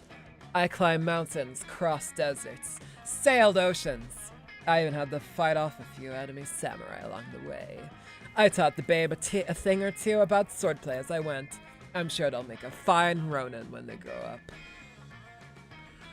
I have a very hard time believing any of that. Did you find the baby's parents at least? Restore my honor. Yes, and I did not shed even one tear while saying goodbye, because the Ronin is accustomed to everyone leaving. God, I hope you're telling the truth. Look, it's not our problem anymore. Can we just forget about the baby? I got buyer's remorse as soon as I got it anyway. I'm out. Okay, sure. I'm happy to distance myself as far away from this as I possibly can. Hooray, you helped Nico with their character building and got rid of that annoying baby. You gain +2 charm and lose -2 boldness. Let's show him how it's done. Hey, I got charm. We're doing well. We sit down to play an experimental new TTRPG called Dancing with Dragons. It's a typical Tolkien-esque fantasy setting, but all in Tolkien. Oh, I guess it's like Game of Thrones. But all battles are decided in DDR matches against your opponents. Awesome! You carry your party, because you've got moves for days. It's a little unfairly skewed because of your game master has a broken foot, but that's not your fault. You gain +2 kicking ass with your S-rank DDR skills. Like, they could say DDR, but they couldn't say, Dungeons & Dragons. Later, you attend a roundtable discussion on magic systems with Liam, Zoe, and Nico. Time to get your fancy kick in. Oh, who's this Aaron Hansen looking motherfucker?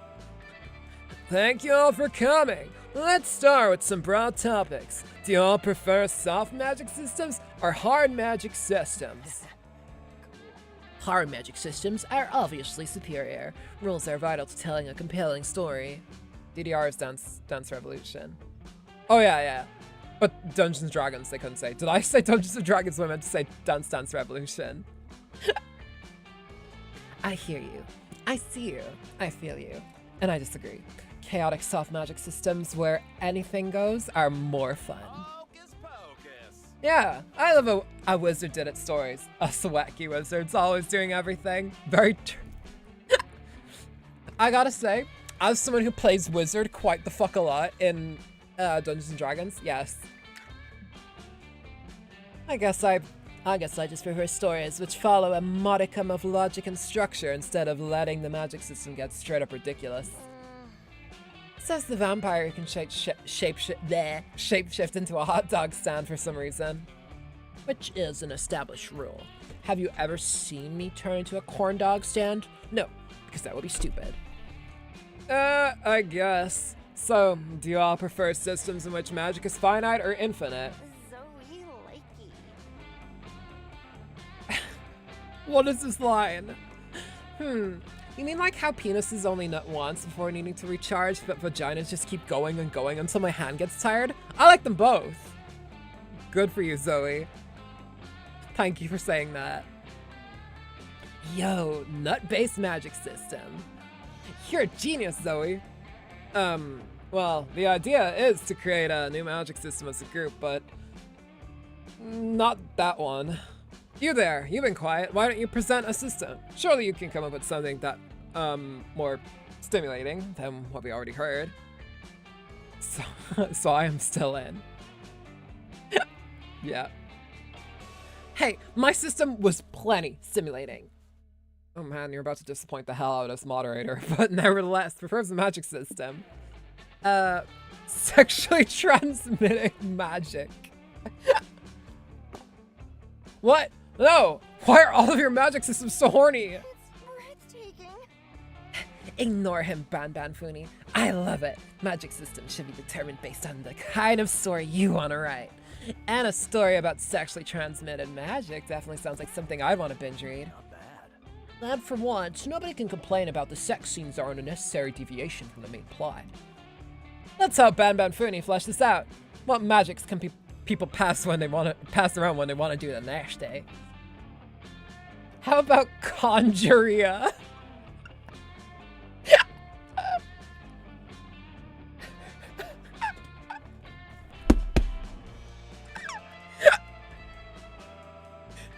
It's gonorrhea, except you, instead of gross discharge, you conjure dragons and krakens out of your pussy.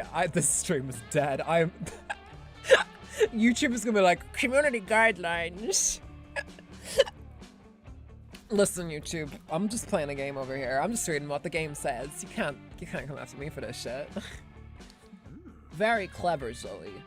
She's perfect. I love her so much. Very clever, Zoe. What about syphilis? For psychic magic. Isn't syphilis just a regular STD? You've fallen into my pun trap. I'm saying syphilis with a silent P. Dang. Whoa. It gives you psychic powers and makes your P silent? That's a good spell. My turn. What about wizard crabs? What? Wizard crabs. Like, you know, regular crabs, except the crabs are also wizards. Wait, you mean regular crabs aren't wizards? My assumption was way off. This is far and away the most productive conversation about sex you've had all day. Wow, I lost charm for that. Can't imagine why.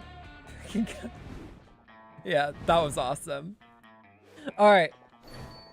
Alright, it's time. It's time to shop. So we have Tumblr sexy person over here. Well, what do we have here? A lover of mystery. I have just the thing for you. Whatever you pick. Alright, it was about to say, yeah, STDs. Husband Hotel.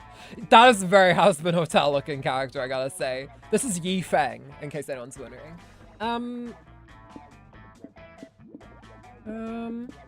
me see. So, basically to explain this area, whatever you choose will differentiate the game in some way. And if you're playing multiplayer, you can buy them for other people. Each set has a different effect, or a different type of effect that can happen.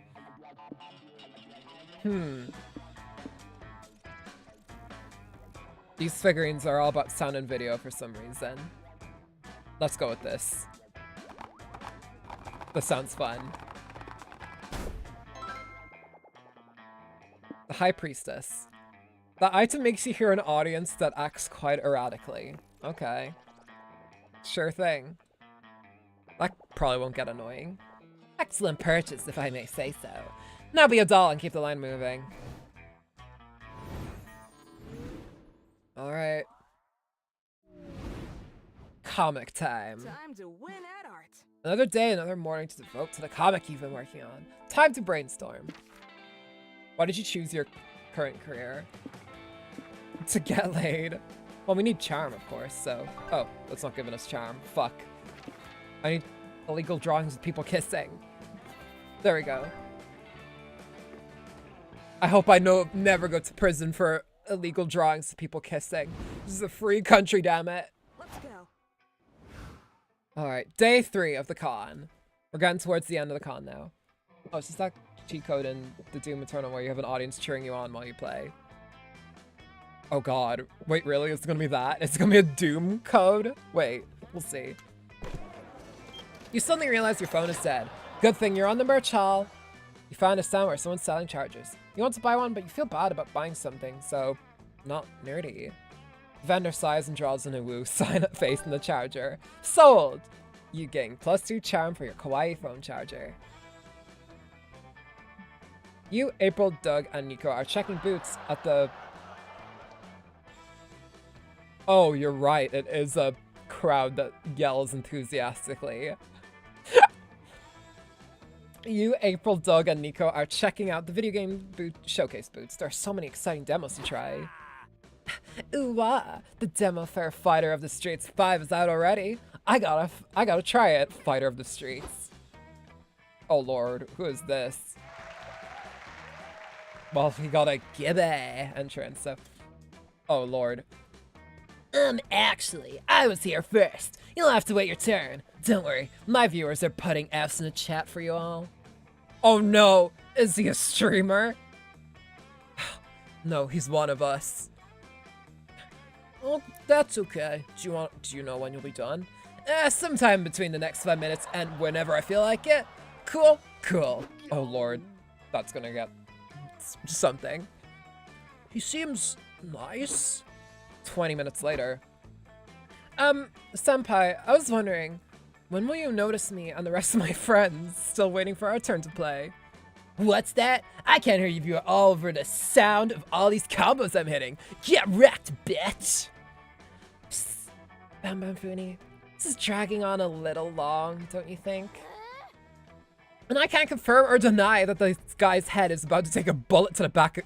This guy's about to take a bullet to the back of the head, but it is a growing risk. So I think it'd be smart if you made him leave, just to be safe. Hit him with an axe, but like the blunt end of it. You're not a total monster. If he's not giving up the controller, you can always make him your controller. Go full Ratatouille. Well, if he's a streamer, he does deserve death. But he's a ghost, so probably not. Let's control him. Master of disguise. White woman, control me. Let's do that. Ooh, let me try. I'm an actor. I'm great at getting into other people's heads. Expect Nico to transform into a rat. They are a mimic after all. But no, they just plop their big wooden ass on the streamer's shoulders. Hey, get off me, you... Ah! I think I'm getting the hang of it. This hair activates the arms, this hair activates the left knee, this beard and the beard activates the nipples. He doesn't have a beard. Ow! I don't know. Well, I don't know, Nico. It seems like the only thing any of these hairs do is make him yell ow. Must be a glitch. I need to reset the controller inputs in the settings. What settings? This person's settings, silly. I wonder how you change a person's settings. I guess at brain surgery? I can help. I know I've got a scalpel in my purse somewhere. Yes, I'm itching to perform some amateur brain surgery. It's been weeks. Anyway. Alright, April. Well, listen, we're dating her now. It's fine. Whatever. Listen, our clown girlfriend might be a murderer. You know it, sis. Now, we'll start with an incision at the cerebellum. No way, crazy bitch! I'm out of here! Aw, dang. I have to learn a whole new controller from scratch. At least you can all play the demo without having to perform brain surgery, which is probably for the best. You gain +2 fun and lose -2 boldness. Let's show him how it's done. Alright. The lobby. Let's do that. You're having a great time at the con, so you decide to tell the world by tweeting, having a great time at the con! Good one. Unfortunately, that's enough bait for an online troll to reply, you're a dumb fuck. Whatever happened to online etiquette? The pandemic, I think. You're not going to let him ruin your day, so you engage in a spirited but respectful debate with him. After a while, the troll writes, sorry, my mistake. You're a fucking dumb fuck. You're definitely embarking on a journey of revenge when this con is over. You gain +2 boldness for not backing down from an online fight. I don't know if fighting with strangers on Twitter is a bold thing to do. I think it's just feeding into the machine, but okay. You're with April when she does a meet and greet in the lobby when Nico and Omen suddenly come running over. April, what are you doing? Like and subscribe. Spending time with my most favoriteest fans who paid $99.95 for the VIP April's Biggest Fools experience. Why do you ask? Because from a distance, we thought this was an angry mob. We rushed over here to kill everyone. Got a thing, so. Well, it's not an angry mob. Thanks for checking though, bye now. What if it was? You should have bodyguards to keep you safe. And with my axe and Omen's homicidal tendencies, we'll be perfect for the job. No thanks. I think I can take care of myself. April, you've had dinner with the president. Oh, April, that's not a good look these days. Someone as famous as you needs to be kept safe. I don't think so. I've already told you, Nico. I've never had dinner with the president. Is that a reference, by the way? I doubt they're on about April having a fascist dinner. Now, please, let me interact with my fans. All right. Okay. Who's next in line for a photo? Nice to meet you, sweetie. Say cheese.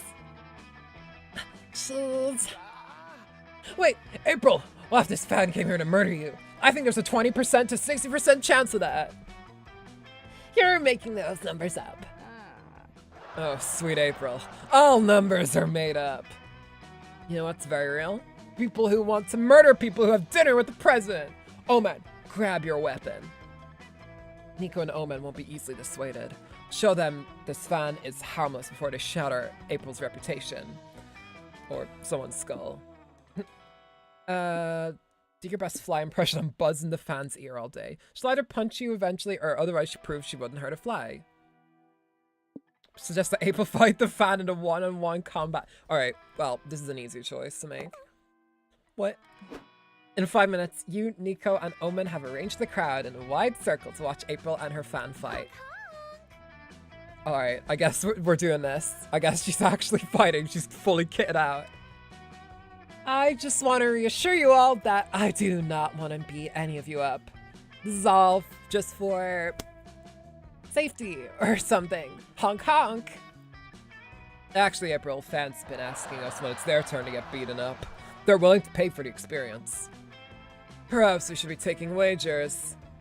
I thought this is just about proving that this fan isn't posing a danger to me. Life is ever evolving, April. This started as just a safety measure, but now it's a PR stunt too. Money, money, money. Fine, as long as I get 75% cut of any and all bets made in my name. I'm so sorry about all this. Don't be. Could you call me a naughty little girl while you— I'm not reading the rest of that. Well-timed laugh track as well. April throws a wicked punch that knocks the fan to the floor. Oh, close enough. Genius. See, now we know that she didn't pose a threat to you. We just ensured your safety. By making me fight someone? The ways of bodyguarding are inscrutable, April. Who's next in the pit? I want to see some blood! April puts an end to this PR nightmare, though she does appreciate how much money the betting pool earned her. Take 2 boldness and -2 creativity. We will fucking take it. Comes the MVP. Alright. Hotel and outdoors. Let's see that. You're chilling in your hotel room and decide to browse the room service list. Wow. They have all sorts of kinds. 6-pack of beer, lots of shoelaces, and even the concept of creativity. Huh. Last one is expensive, but since money isn't a sound anymore, it's— oh, nice reference to the first 2 games. Or I think just the first one, not just as money. I can't remember. It's been a bit. It'll be a bit epic in that game, stat-wise. Shortly after, someone brings you your +2 creativity and several shoelaces. Imagine all you can do with this. Sometime later, you're in the hotel bathroom giving your remaining shirts the sniff test when you hear Liam grumbling in the other room. Oh god. Damn it. Have any of you seen my keys? I could have sworn I left them on the nightstand. Poor Liam, yet another victim of faulty witness testimony. All clues pointed to the keys not being on the nightstand, and yet he went on insisting. I couldn't bring myself to put more doubt in the fragile mind, even if his memory had more holes than a wedge of Swiss cheese. Also, I just noticed, well, I noticed this years ago, but I just kind of noticed that it was still the case. Zoe has the cringe emoji hoodie. I love that. Sorry, I didn't know where your keys could be. I don't know where your keys could be. Nico, is your magnifying glass to the task of finding them? Of course. This detective has stumbled home from late-night benders to know how to follow the clues to the set of missing keys. Sweet! What clues do we have so far? Well, he has our prime suspect. Has our prime suspect here retraced his steps yet? Yes, of course I... Wait, what do you mean prime suspect? You were the last to be in possession of the keys, weren't you? How do we know you didn't lose them on purpose to hide some shady deeds? Ooh, Liam, have you been getting up to some spicy business in the hotel room that you don't want us to find out about? No, I obviously didn't lose the keys on purpose. I never effed my sister. You'd better solve this mystery before Liam blows a gasket. How can you find the missing keys?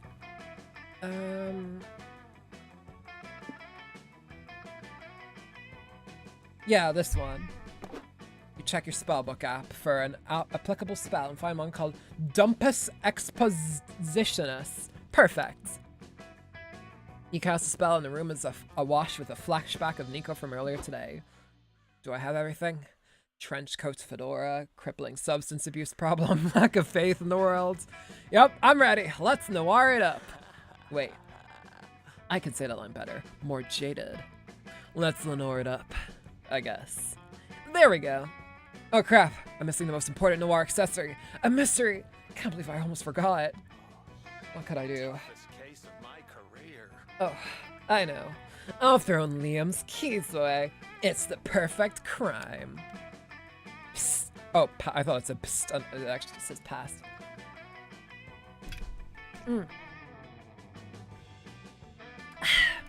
Past Nico literally chucks Liam's keys into a sewer grate.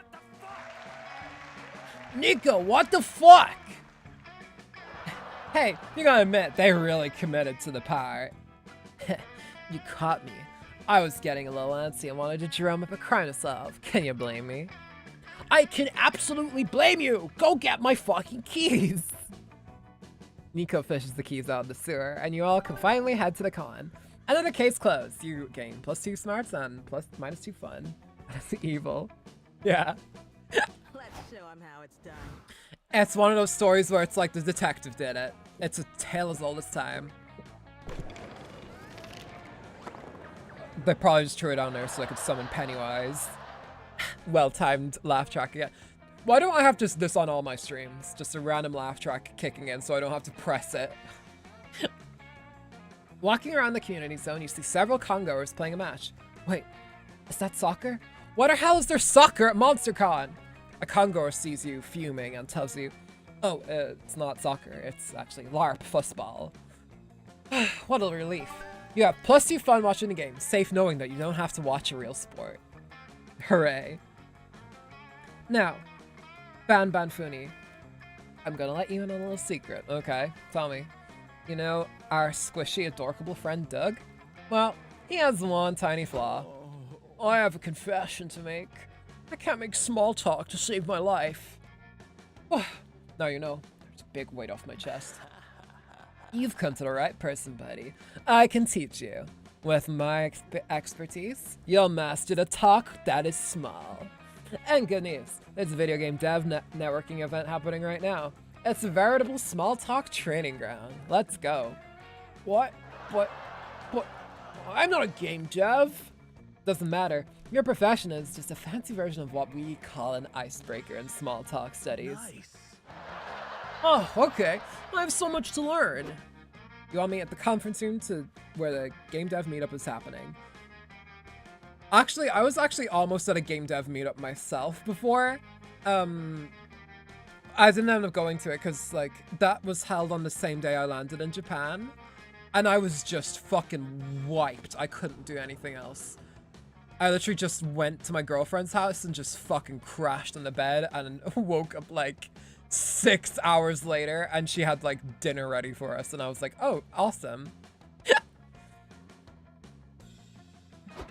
Why'd you wear your cowboy cosplay for this?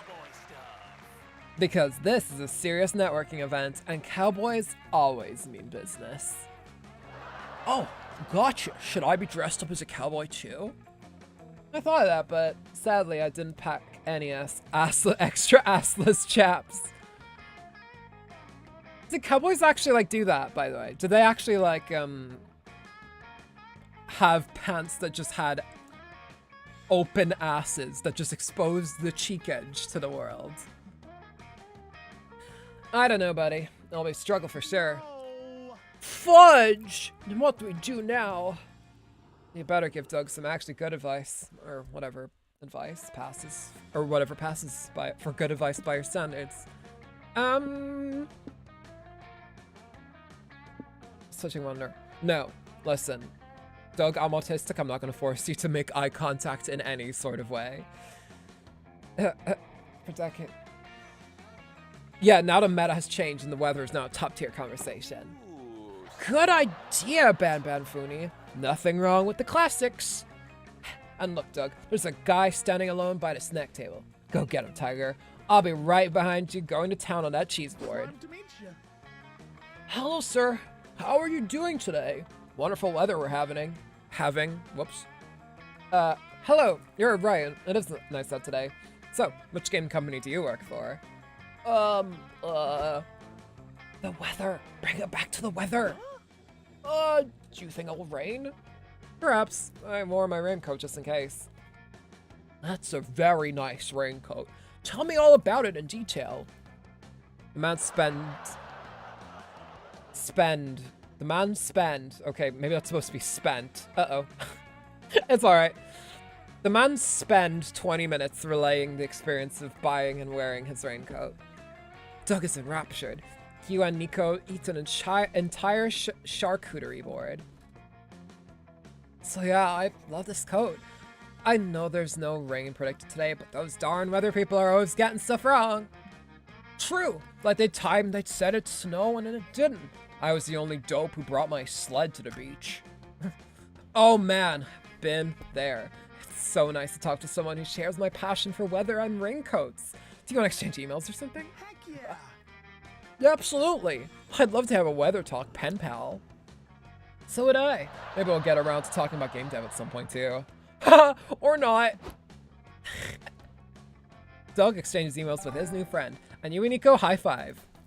You gain +2 fun, and there's -2 charm for having to rehash weather talk as the ultimate small talk. Listen, it worked, alright? That's all that matters. I don't think it makes me any less charming.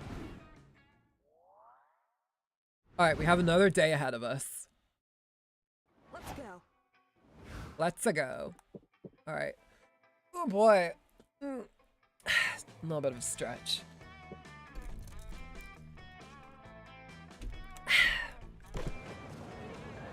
You're walking around with your favorite magical girl wig on. It's itchy as hell. You scratch your head under your wig. Oh crap, a random streamer just recorded while you're doing that awkward finger wiggle. Ugh.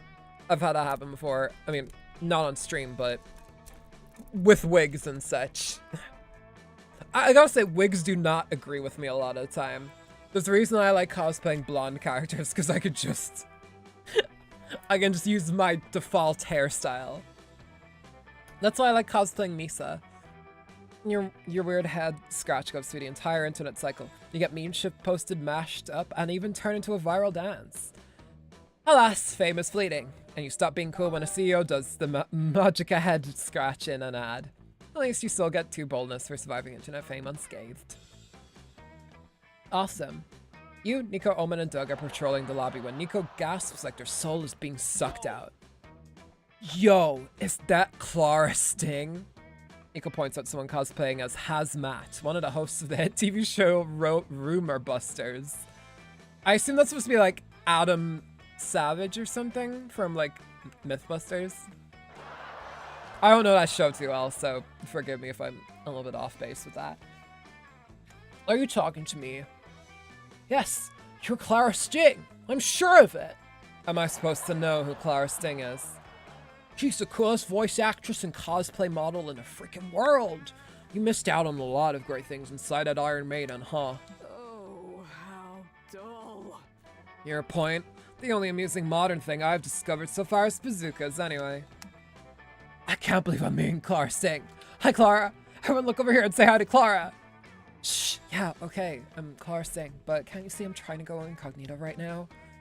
I'd like to spend a few hours just enjoying the con without getting accosted by fans. I totally get that. Anyway, would you be willing to take a video with me and say hi to my mom? See, this is what I'm talking about. Oh, I get it. You want to go stealth mode. Which is the way of the blade. I'll help you. I'll be a whisper in the wind. I can disappear into the shadows and attack before they even see me coming. What? Attack who? I pulled off many stealthy assassinations during my villain days, so this will be a breeze. I mean, I don't really want to kill anybody, but I'll do anything for you, Miss Sting. Nobody's killing anybody, just don't blow my fucking cover. Nothing else, some stealth could help offset your loudmouth friends. But how will you protect Clara and her other annoying fans? Oh god. I can't imagine going to a con like this, dude. It must be miserable. That's why I'm a VTuber. Despite the fact that I just stated I have blonde hair. Don't read too much into it, I'll dye my hair tomorrow just to piss people off. And just so that's not accurate anymore. Announce that over the intercom that Clara Singh is attending the con. People understand. Divert attention by releasing a very aggressive moose on the con grounds. Well, I'm a woman of chaos after all. That's insane. So insane that it has to work! Are you sure? A moose seems lackluster. It is. Is it not simply a horse with horns? Oh my gosh. God, no! Have you seen a moose? They're gigantic. How big can they be? What in the hell was that noise? That was like a Minecraft cave sound I heard outside. Later, you're all staring at the moose that you found in the woods conveniently, located within walking distance of the con. Fascinating. I stand corrected. This beast is almost comically enormous. Told ya. Will it be safe to let it loose here in the con, though? Well, it's safe to say that it'll be a great diversion. That doesn't answer my question. Doesn't it, though? Think about it. You enter the con. I feel like I'm actively losing brain cells watching them. Yeah, it feels like it. You enter the con, set the moose loose, and fuck off to the boba tea stand. That's what... honestly, if you don't have a friend group like this that would release a moose on con grounds, what are you doing? Anyway, yay, boba tea. You have to spend an hour with Clara Singh, and nobody bothers her because they're too busy running from the angry moose wreaking havoc in the con. You gain +2 bonus and +1 celebrity friend, but lose -2 charm. Here comes the MVP. I need to work my charm back up.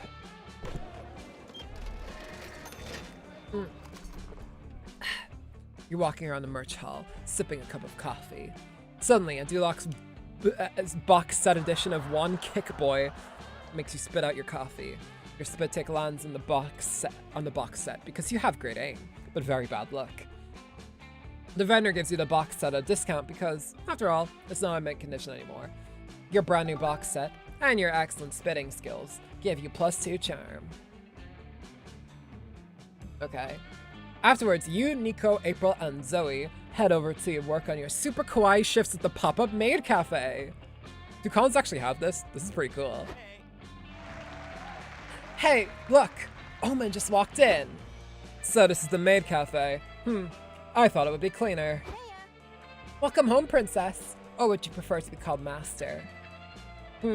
Gender is a prison from which I have escaped. Damn right. I would most likely you to address me as your overlord. Preach! Follow me, my overlord. I'll show you to your seat. Hooray! Everyone's going pretty smoothly for once. Oh, wait. No. Looks like Omen's gotten drunk on power. Nice job, idiots. You call that a Sugoi happy morning dance? I'm not happy at all. Do it better this time. Yes, my overlord. From the top, girls. Here's your Oma rice, my lord. Let's all say the magic words together. Moe moe kyun. Was that spell supposed to make this dry, unseasoned almond appetizing? Because it did not work.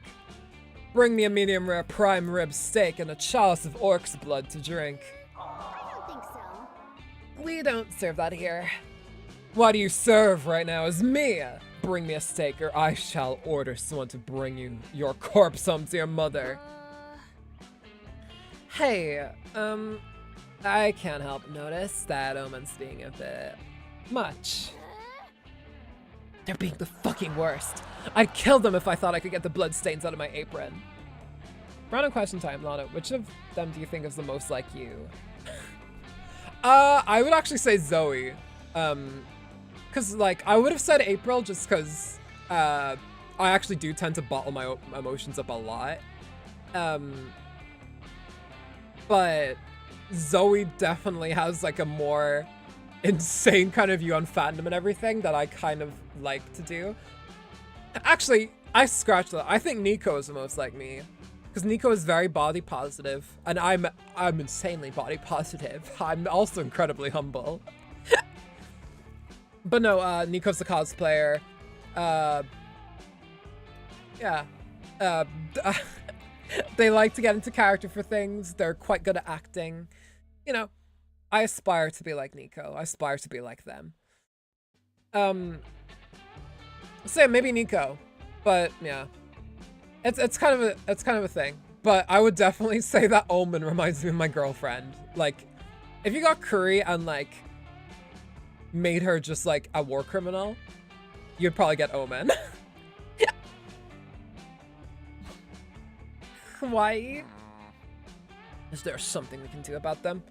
I don't know how many more Sugoi happy morning tour. Okay, at maid cafes, I don't think they do twerking, but okay. That'd be for the best if Omen wants to redeem themselves. And besides, they totally deserve some payback. How can you end their reign of terror? By the way, that's one thing in Japan I'll never go to. I'm never going to a maid cafe. I could never. Like, cause don't the maids like do stuff like, sorry master, I spilled the tea. I'd be like, oh, it's fine, whatever. Like, I'd have social anxiety, no. Zoe, yep, she's right there. As a bunny maid too, so. Maids have been subservient for too long. Call the maids to arms. Ignite. Yes, May Revolution. Viva la Revolution. Ether gathered the rest of the maids in the kitchen. Comrades, we can't endure the horrible treatment from masters and princesses any longer. Mad K-Fuzz feels like Hooters but with minors. Yeah, another reason why I don't want to go in there. I don't see what I would gain from a 16-year-old serving me anything. No. I always tell this story, and I always do. But I do remember when I was in Japan, and I seen this guy who's like in his 30s or something. He was American, by the way. Like, it was right in front of the maid cafe. He rubbed his hands like it was Mr. fucking Burns, and then he walked into the maid cafe. And I was like, girl, no, I saw you. I'm saying it on a public forum, I saw you. Oh, God. It's time to show those fuckers who's boss. Behead them all. Garnish the Omerice with their blood. Show no mercy. Now, let's get out there and make this the most Moe Moe Kyun revolution ever. All of the maids are on board for a revolution. Lots of them have knives and rifles tucked in their garters. This must have been a long time coming. Oh, we're all gonna be like Rita from Honkai Impact. What the? Why are the maids killing the patrons instead of bringing me my steak? I thought the entertainment came after the meal. Down with the masters! Give this one the guillotine. We don't have a... Oh, never mind. Where'd we get a guillotine? Never doubt what a determined maid can fit in her purse, Nico. Stop this nonsense. Do not behead me. I am very attached to my head. I thought we were friends. Friends don't make friends with the God, friends don't make friends do the Sugoi happy morning dance over and over. That routine is very hard on the knees. Fine, I'll be nicer from now on. Now let me out of the guillotine. Are you sure about that? Are you really gonna be nice? Or are you just saying so because we're threatening to kill you? It can be both. Just let me go. Victory! You, Zoe, Nico, and April, and the other maids cheer to celebrate executing a glorious revolution and several shitty patrons. I miss, like, interrupting the nice moment, but I am still waiting on my food. Don't push it. You gain +2 charm for inciting a revolution. Great. But -2 bonus for sparing Omen. They may be your friend, but let's be real, they totally deserve that beheading. I'm on fire, baby. I don't think I would behead a friend for making me do the Happy Morning Sugoi actually. I ain't gonna say anything yet. Maybe I would behead a friend if they made me do a Happy Morning Sugoi dance over and over. You sit down to play a really complicated European board game. You don't want to make a fool of yourself, but you seem to pick up, so you pick up the manual and start reading. Days pass, seasons change, cities crumble and are covered in sand. When you finish the manual, you find yourself alone in an empty post-apocalyptic wasteland. Just kidding, you fell asleep, but what you did get to read of the manual was +2 fun. No, I'm never going to a maid cafe, that's for sure. Yeah, don't. Like, I think it is weird.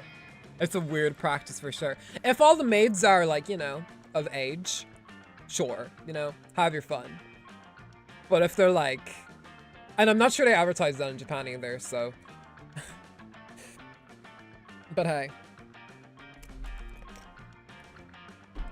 Plus, hey, go to Akihabara one time and you'll find like a million, like, just a million maids out there going like, please come to our maid cafe, and like holding out flyers and stuff. And it's like, girl, I'm fucking 24, you know? I'm with my girlfriend, I'm 24, I'm on my way to the Hololive store to buy some merch of Hosho Marine. Like, what are you trying to make me do here? Zoe's set to compete in the finals of the Pokemon's video game tournament. Oh, Pokemon reference time. By the way, Pokemon's is the in-game universe Monster Prom version of Pokemon, in case that wasn't obvious. But instead of pocket monsters, it's pocket humans. So, you, Nico, and Doug go to watch her win. Hey, Zoe! Good luck out there today. Thanks. I think I'll do pretty well. I went with a STEM worker with an interest in the fine arts build. If you want to see maids, go to London. They have them in the freaking Sherlock Museum. Oh my! Ocean Marine, really? Yeah. While I was in Japan, we actually bought a plushie over there. I gave it to my girlfriend for a time, and she's gonna give it back to me in person when she comes over to visit. So yeah, that's great. I'm really excited to cheer you on. I spent all day researching Pokemon, so I could be the exposition character that explains all the rules to you while you win the tournament. Aw, you're the best. But besides Zoe's good party comp and your support, her first round, I cannot read, is pretty rough. What's going on? Why is Zoe struggling so much? Aha! Exposition time. It looks like her opponent's running a frat bro comp. Their Pokemons know the party night move. Party night starts a party that lasts for 5 turns. All of Zoe's nerdier Pokemons are at a disadvantage for being out of their comfort zone. Oh, jeez. What? That's terrible! When a Pokemon's become a horror game. All of Zoe's Pokemons go down, from the woman with 4 dogs and a PhD in quantum mechanics to the biomedical engineer who's super into anime. Shit, I got creamed. And not in the fun way. Exchanging a plushie. It's so sweet, yeah. It was fun. We bought 3 Hololive plushies over there. She bought 1 Aokun that she got to keep, and we bought the Marin plushie. And I have 1 of Raden. And I have her over there. She's sitting over there on my bed. The damn Zeo Zoe. I'm stupid. And not in a fun way. I'm gonna need a better strategy for round 2. Any ideas, fam? Oh, I don't know. I'm still recovering from the idea of being trapped in a party night for 5 turns. Don't look at me. I only learned enough about this game to dump exposition about it. I have no idea how to play it. Funi, what do you think I should do? No pressure, but you're kind of my only hope. According to every rom-com, the moment a nerd takes off the glasses, they become substantially more appealing. When in doubt, cheat. Glitch Zoe's game so she can add the game-breaking Pokemon Missing Norman to her party. Nice Missing No reference. Let's do that. The fudge? Shame on you, Funi. Cheating is wrong. God, I keep having to drink water. I know, Doug, but think about it. What if I win and everyone chants, Zoe, Zoe? And then I'll say, ha, you never expected this because no one expects cheating in a tournament. Cool. Yeah, it'll be epic. It'll be epic. So epic, they will probably forgive me for cheating. You go online to find and download a Missing Norman. Its unstable code puts Zoe's game at risk, but no risk, no gain. The battle begins. Party night happens and Zoe's Pokemon gets anxious. But Zoe calls back and sends out... Norman, says the enemy Pokemon. Long time no see, bro. We thought you went missing. Everyone, Norman's back! All the enemy Pokemons gather to toast to Missing Norman's return. A true prodigal son. Missing Norman opens his mouth and a plague of glitches pours out and breaks everything. The enemy Pokemon scream as their reality dissolves, their digital souls corrupted beyond all recognition. That's what Missing No does, by the way. It's not like it's like a really weak-ass Pokemon or anything. The referee lifts Zoe's tentacle. We have our winner. But she cheated. Did she? I don't know, man. I'm just a con volunteer. I don't know shit about this game. I want to keep this simple. If one team has been rendered unusable, that looks like a win to me.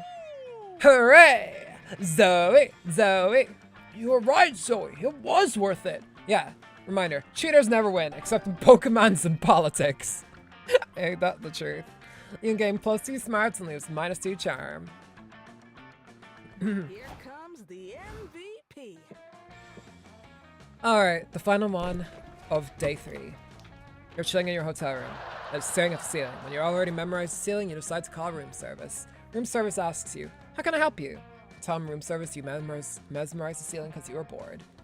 It turns out room service loves your room ceiling. They memorized it too, out of boredom too. The conversation is enriching as it inspires you for any ceiling related creative project that you may have in the future. You have +2 creativity. Afterward, you, Zoe, and Nico race to change into your uniforms before your shifts at the Cons pop-up maid cafe. We gotta hurry. April just texted me that the best maid competition starts in 10 minutes. Hey, where do you think you're going? You maids should be cleaning the rooms. Oh, do you work here? Sorry, but we aren't actually maids. Nico, master of disguise. Maybe you're not, but I've committed to my maid persona, mind, body, and soul. Good for you. Here's a mop and a toilet scrubber. Get clean room 1001 first. Chop chop. I guess we better go to room 1001. It's not gonna clean itself. We don't even work here, and we're gonna miss the best maid contest. How better to become the best maid than to clean some real, actual hotel rooms? We're getting the true maid experience. Exit stage left. Come on, girls. We got rooms to clean. The boss is counting on us. Great, Nico's too deep in character, and so he's too much of a cheerful weirdo to protest this. So you're stuck here until they either clean a room or die trying. The easiest course of action here would be to help them clean these rooms as fast as possible so you can go to the con. But how?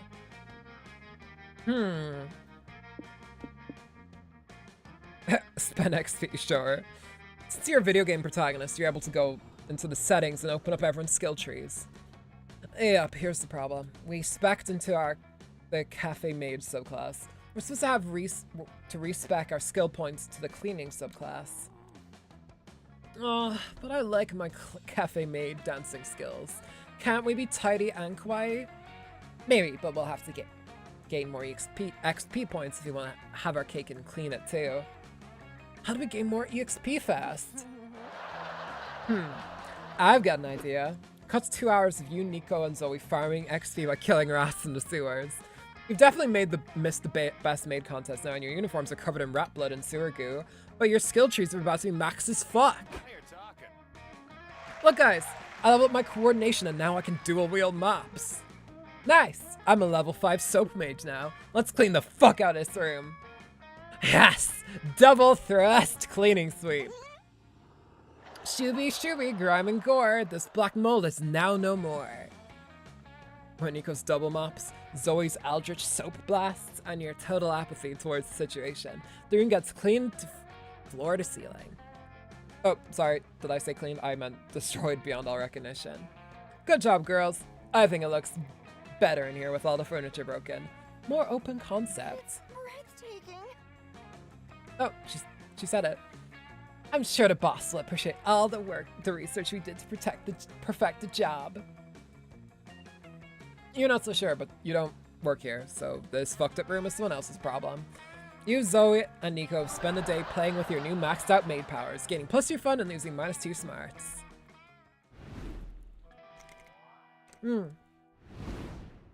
Alright. Nobody sits like I sit. Yeah, nobody sits like I sit.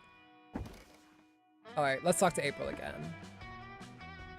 Let's talk about her contract. Talk about elves. Alright. Oh, this is like a nice little talking scene. Also, I gotta say, our character looks like pretty cute beside April. Like, I like their fire and, you know, clown energy. This is the monster Yuri we need. We need clown and Jin Yuri.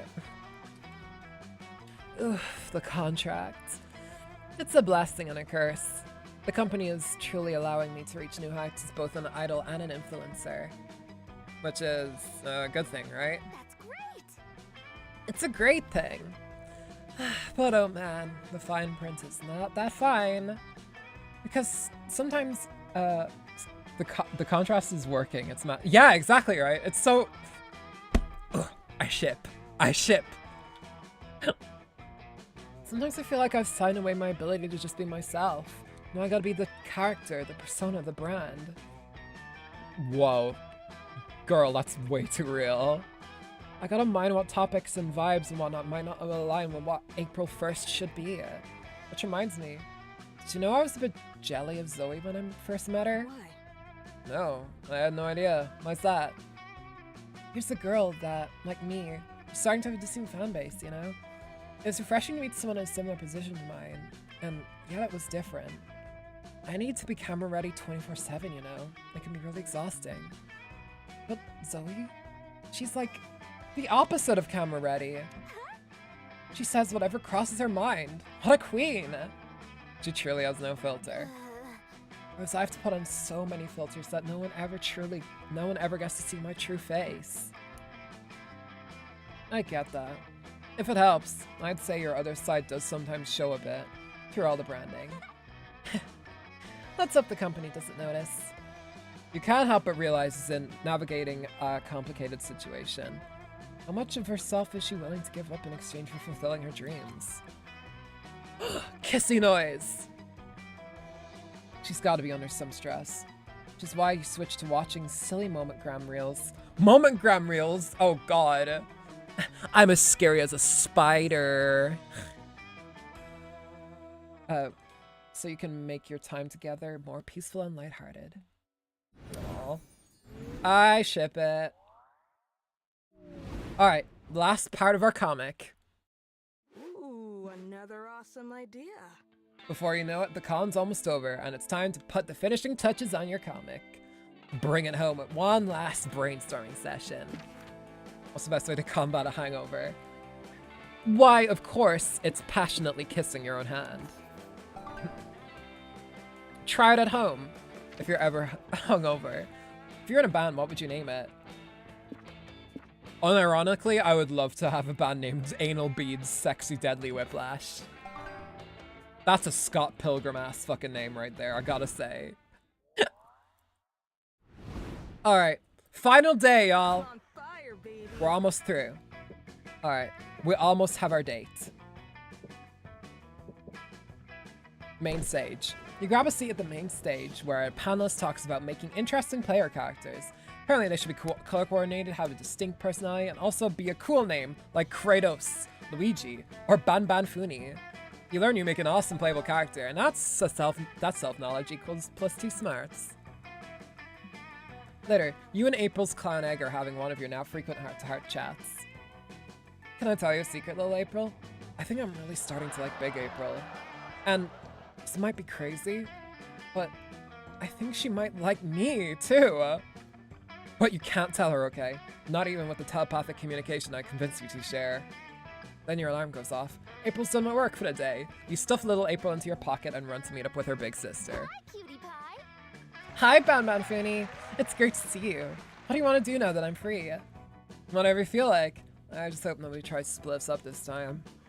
Gosh, same. How crazy would it be if that happened again? Who would even want to try to come between us now? A jealous ex? Or maybe ex? Whoops, my accent for a sec. Or maybe the government? Well, I'm sure the government would have an issue with the two of us, but whatever. Well, anyway, I was thinking we could... It's me, Nico. Oh my god, Nico appeared. Hey, April, I've been looking all over for you. I met this guy that you have to date. Huh? Since when do you like to play matchmaker, Nico?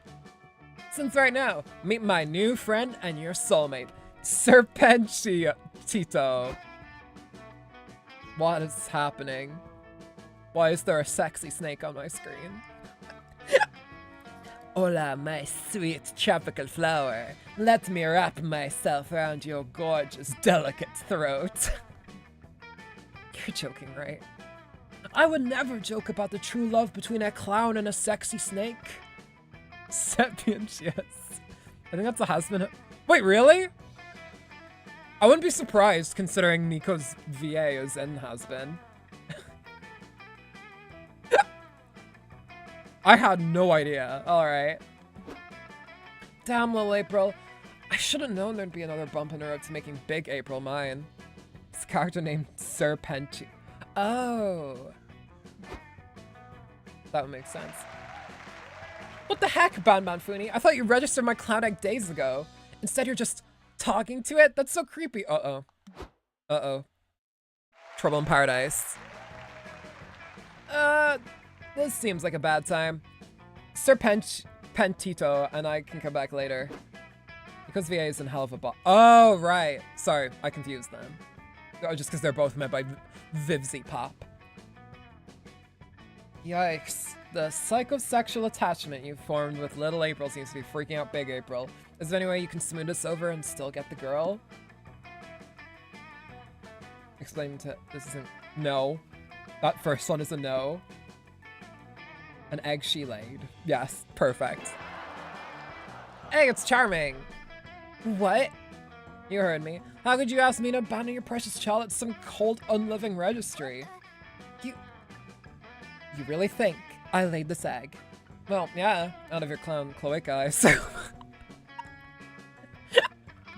My what? Oh, you didn't know? Sex ed is really going downhill, huh? The cloaca is an orifice that ejects all lower body excretions, such as poop, eggs, and...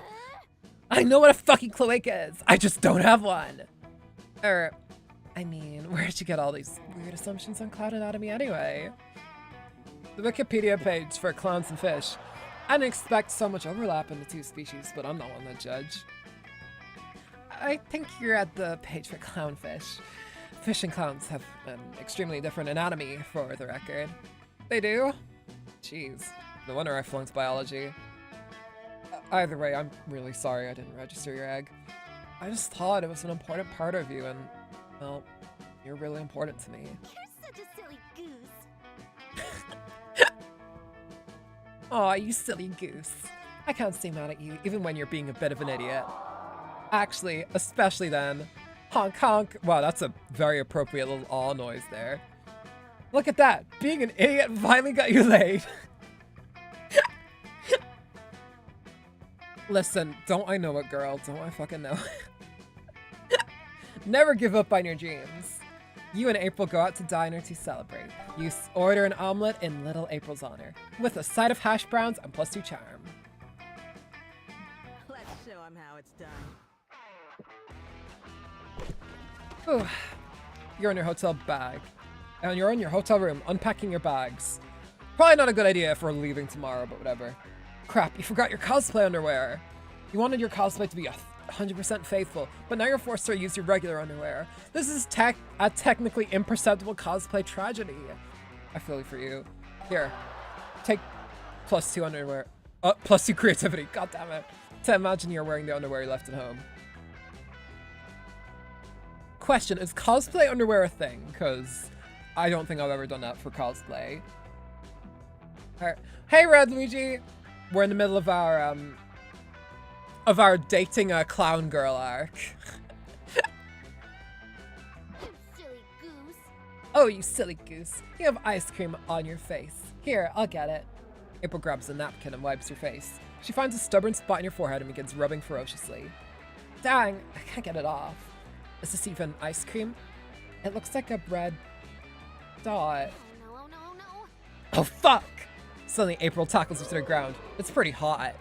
It's less hot when a speeding bullet explodes through the head of the person behind you, showering you both in blood. Okay, I guess we just watched someone die in front of us. I'm so sorry. I think you've been in one of too many of my moment-gram stories or something. That... I don't think cosplay underwear is a thing. Maybe for some specific cosplay. Yeah, maybe if you wanted it to be accurate or whatever. That's not great, because my agency contractually obligates me to act single in public. That is like the worst thing about agencies, by the way. So fucking stupid. Parasocial relationships are good because they make it, you do better. I don't know, girl. I don't know if that's even true. But the more immediate danger is that some of my fans are kind of wild, and they'll try to kill you if you think we're dating. So that was a fan of yours who shot at me? Yeah, I think so. Fame, huh? It sure makes life exciting. You'd be more concerned if you weren't stuck on the fact that you almost gotten so close to April that people will think you're dating. Nice. Still, you can't be her partner if you get sniped. You better think of a way to protect yourself. Hide in April's ridiculously small car until nightfall. Alright, we'll hide in a clown car. Good idea. April leads you to her car, and it's impossible to overstate, whoa, how small it is. It makes the sedan look like a studio apartment. Sorry, it's so tight in here. So, how's your con experience been? Good. I liked all the panels, and now I can cross survive assassination attempt off my bucket list. And it's been really nice getting closer to you. Aw, thanks. Bet you didn't think we'd be getting this close, huh? Did you? I gotta say, April talks to her partner like very similarly to how I talk to my girlfriend. No, oh, I'm so sorry. I didn't mean to touch your butt. It's just so cramped in here. You didn't touch my butt. Uh-oh. Horror story vibes. Who the fuck? That was my butt, actually, but I don't mind. Who the fuck are you? Can you get out of the car, please? I'd like to be alone with my friend here. What? If I have to leave, why does Bozo get to stay? It's that moment you realize April's seat warmers aren't actually on. You've been sitting on someone's lap this whole time. Shep, love the smell of your detergent, by the way. What brand is it? How long have you been... Wait, Bam Bam Funi, is that you braiding my hair? I was about to ask you the same thing about my hair. And my hair's like fire. Ah, if your name isn't Ban Ban Funi or April 1st, get the fuck out of the car! With much grumbling and muffled swearing, 10 clowns crawl out from God knows where and leave. Sorry about that. I rent this car with a group of other clowns. You know, this economy. But hey, at least they're actually alone now. So if you accidentally put your hand on someone's butt, it'll definitely be mine. You like those odds. You're getting +2 fun hanging out with April in her tiny car all day, but lose -2 charm. That's not good. Let's set this con on fire. Let's get our charm back here.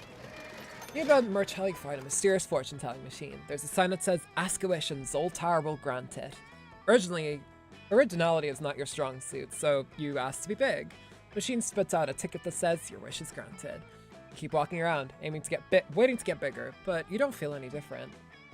until you look at your butt. Yes, you have now a big, juicy +2 charm butt. Wishes do come true. I wish that was, you know, true for when we were feeling our asses with April, but whatever. Could have helped us out. Sometime later, you and April are chilling in a hotel watching the original Godzilla movie together. I love this part. Don't tell anyone, but I had a huge crush on the kaiju when I was a kid.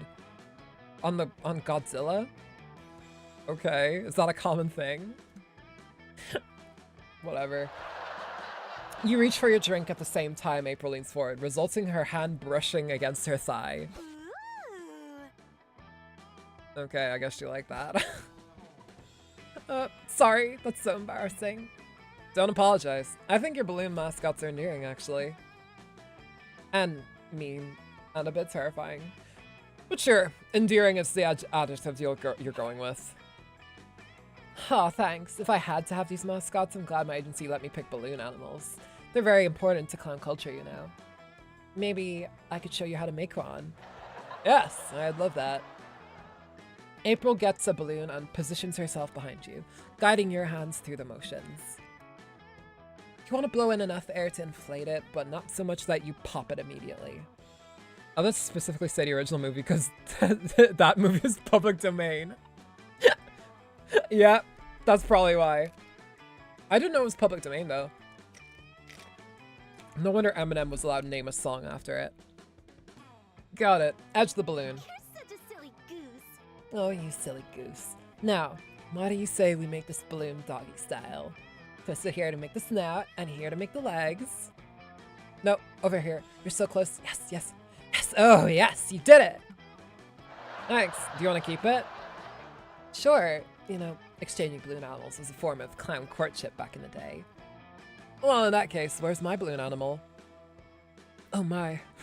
Mother would kill me if she knew I was exchanging balloon animals out of wedlock. Yeah, the original movie from 1957. Wow. It actually got into public domain a bit quicker than other things did. But yeah, I'll make you one. What do you want it to be?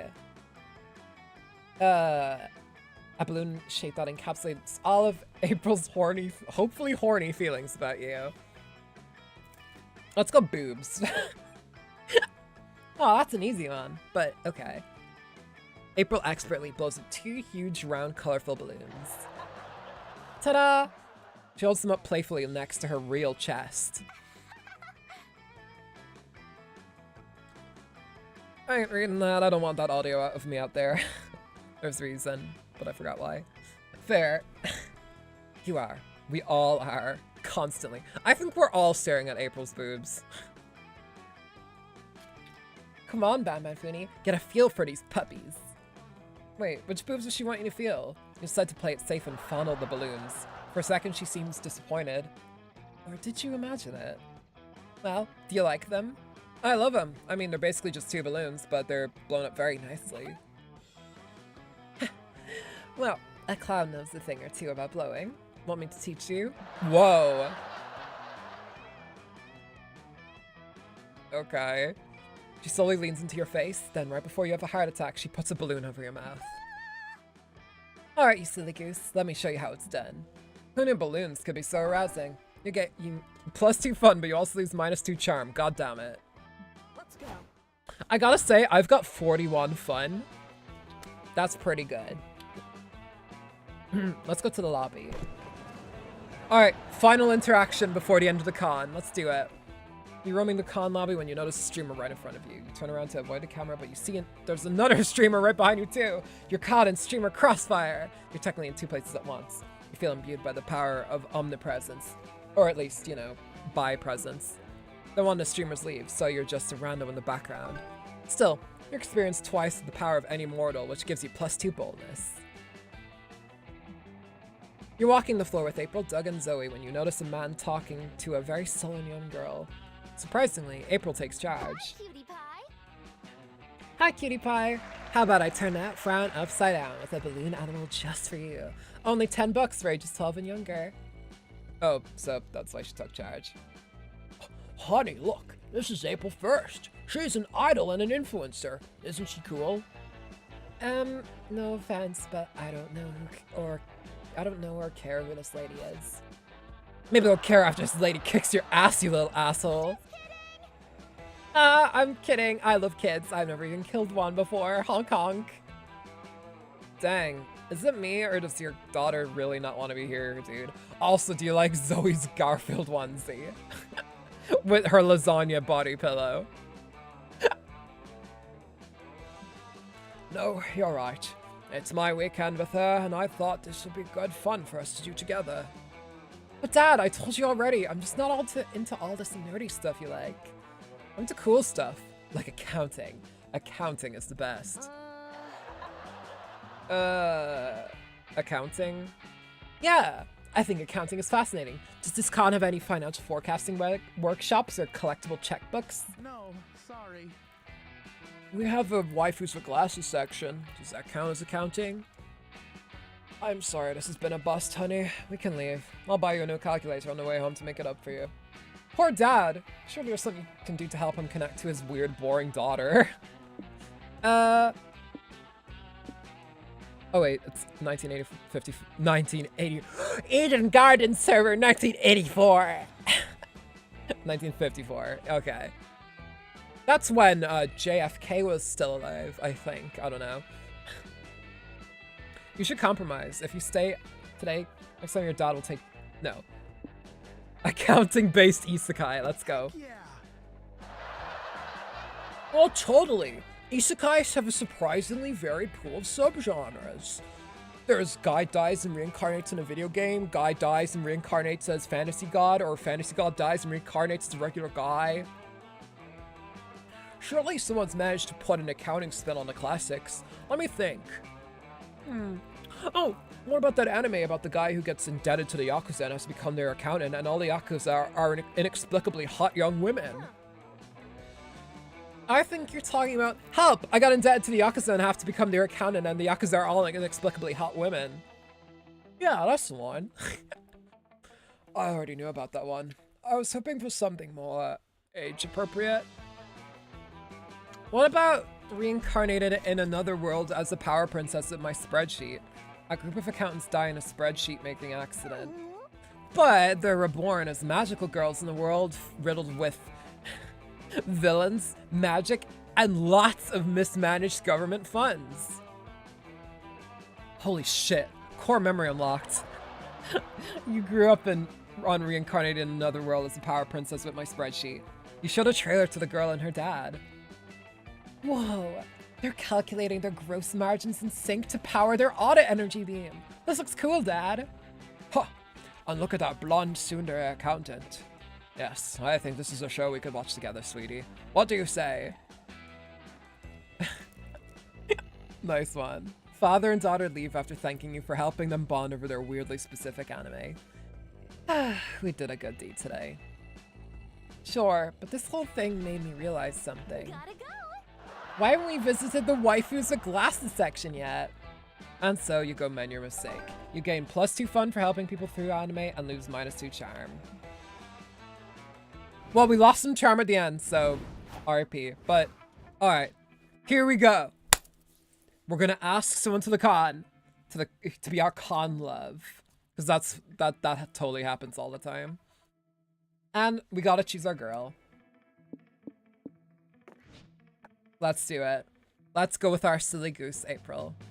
So, well, sorry, Lapis, but we did the route for April, so it is what it is. All right, comic time. We finally get to see our we finally get to see our comic. Time to see the fruits of your labor. Ooh, Punchline Harder. Punchline Harder is a comic about a dangerous wolf in a dangerous world infested with big wolf dongs. Big dong wolves, I mean, sorry. Only a group of known as the Slayers of Big Dong Wolves can keep them at bay. But in order to join their ranks, you must prove your worth by passing a ruthless test, winning a fighting tournament. The first part of the test challenges the young warriors to compliment everyone's hats. The second part of the test, a fighting tournament. It's always a fighting tournament, duh. Our brave hero Damien dreams of joining their ranks. All the odds are stacked against him, but he'll do his best, for he has a strong reason to join. to get laid. He's such a just fucking dingy, alright. There's also a Ravi, Damien's rival. She's cool and aloof, but her mysterious demeanor hides a dark past she carries in silence. She has a notebook filled with drawings of Damien kissing her on the mouth. I think I've seen this anime before. The Slayer of Big Dong Wolves. In order to join, they will train under the tutelage of Coach, a powerful old man who retired from the organization years ago. Against all odds, he'll awaken the two warriors' dormant potential via the most unorthodox training method, passionately kissing your own hand. Will they pass the exam? Will they join the Slayers of Big Dong Wolves? Buy the fucking comic to find out. Here we go. After they both managed to compliment everyone's hats, who would have predicted that Damien and Aravi would face each other in the tournament finals? Looks like today you'll get a taste of my secret technique, anal bead sexy deadly whiplash. I may owe you after you saved my life when I was kissing my hand, but I won't hold back, you fuckface. Oh. To be continued. Rivals turn friends, friend turn opponents. Damien and Aravi, who will become a slayer of Big Dong Wolves. Alright, here we go. Will April accept us? Alright. You finally gather your courage and ask your favorite clown to go to the con after party with you. The after party, huh?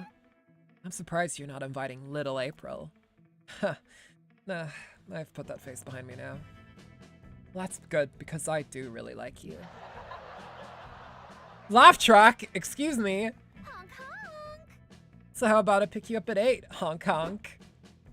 Yes! We did it, old friend! The after party was even great, but the end of the night was even better. You silly goose. Oh well, RIP the stream.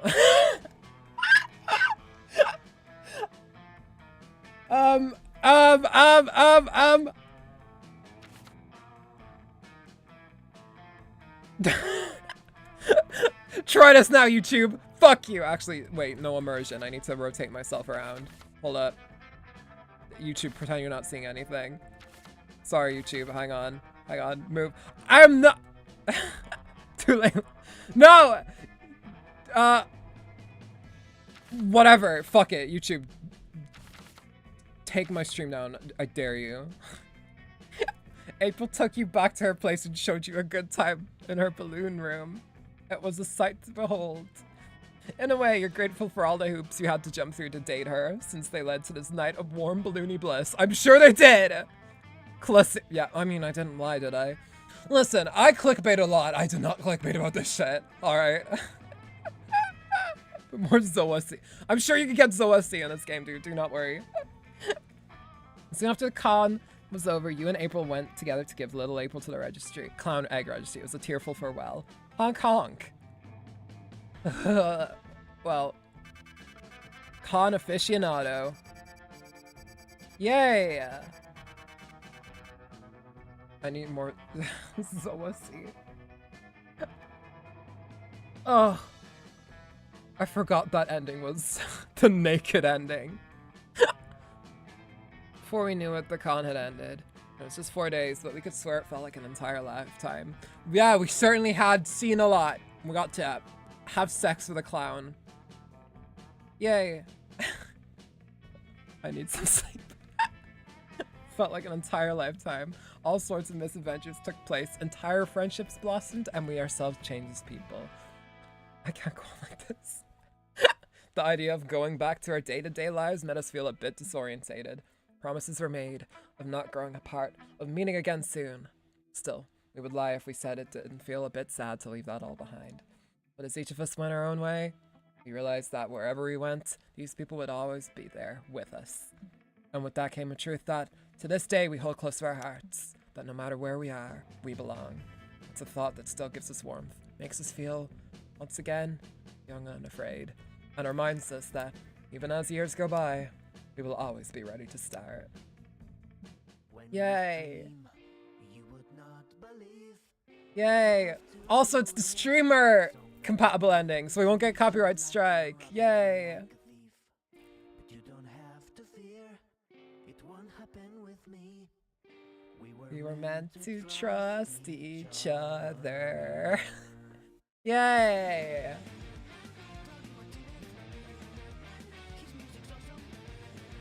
Shout out to all the voice actors. You guys did fucking incredible. Ron Rogers.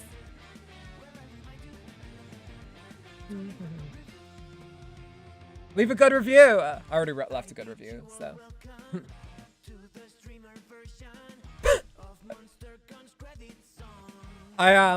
We're almost done with the YouTube copyright strike from fucking Anime Expo or whatever, Express or whatever it is.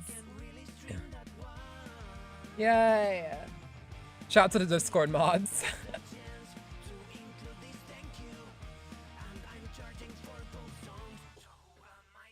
That was surprising. Yeah. It's a competitive game, so you're meant to play it like a whole bunch of times to get different endings.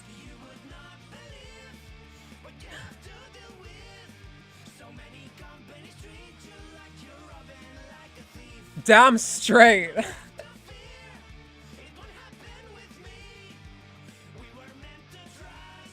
See you, Monster Prom 5. Yay!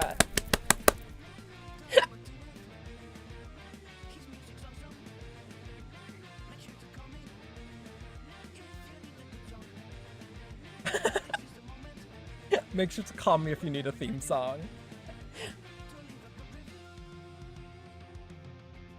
Yay! Beautiful glitch. Fucking bravo. Thanks for playing. I love these games. Thank you guys so much for making them.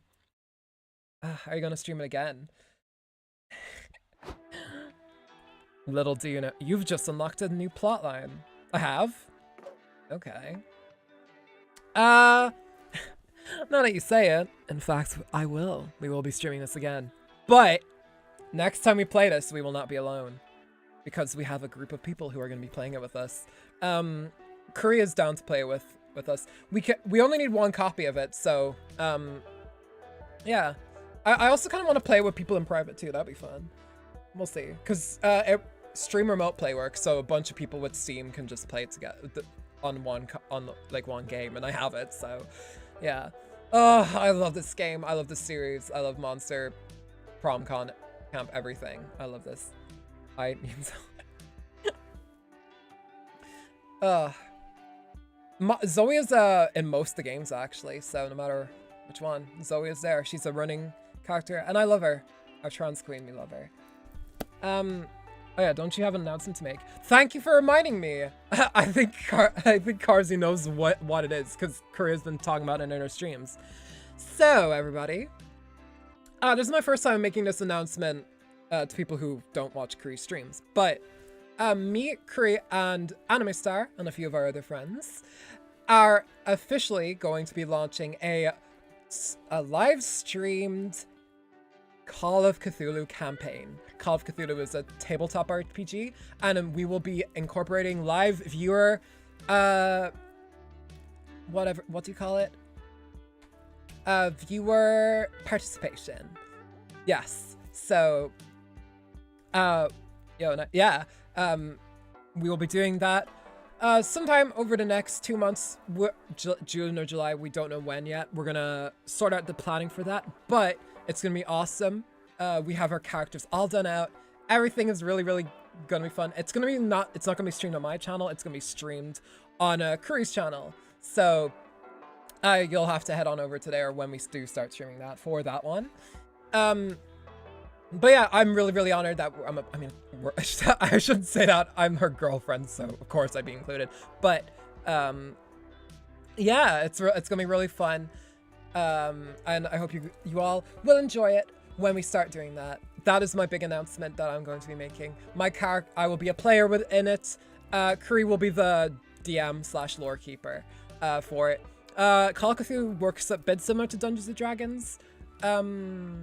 It's just a bit different in the fact that like you don't rely as much on stats and stuff. It's more so role playing. So yeah, it's not going to be too terribly long a campaign, but yes.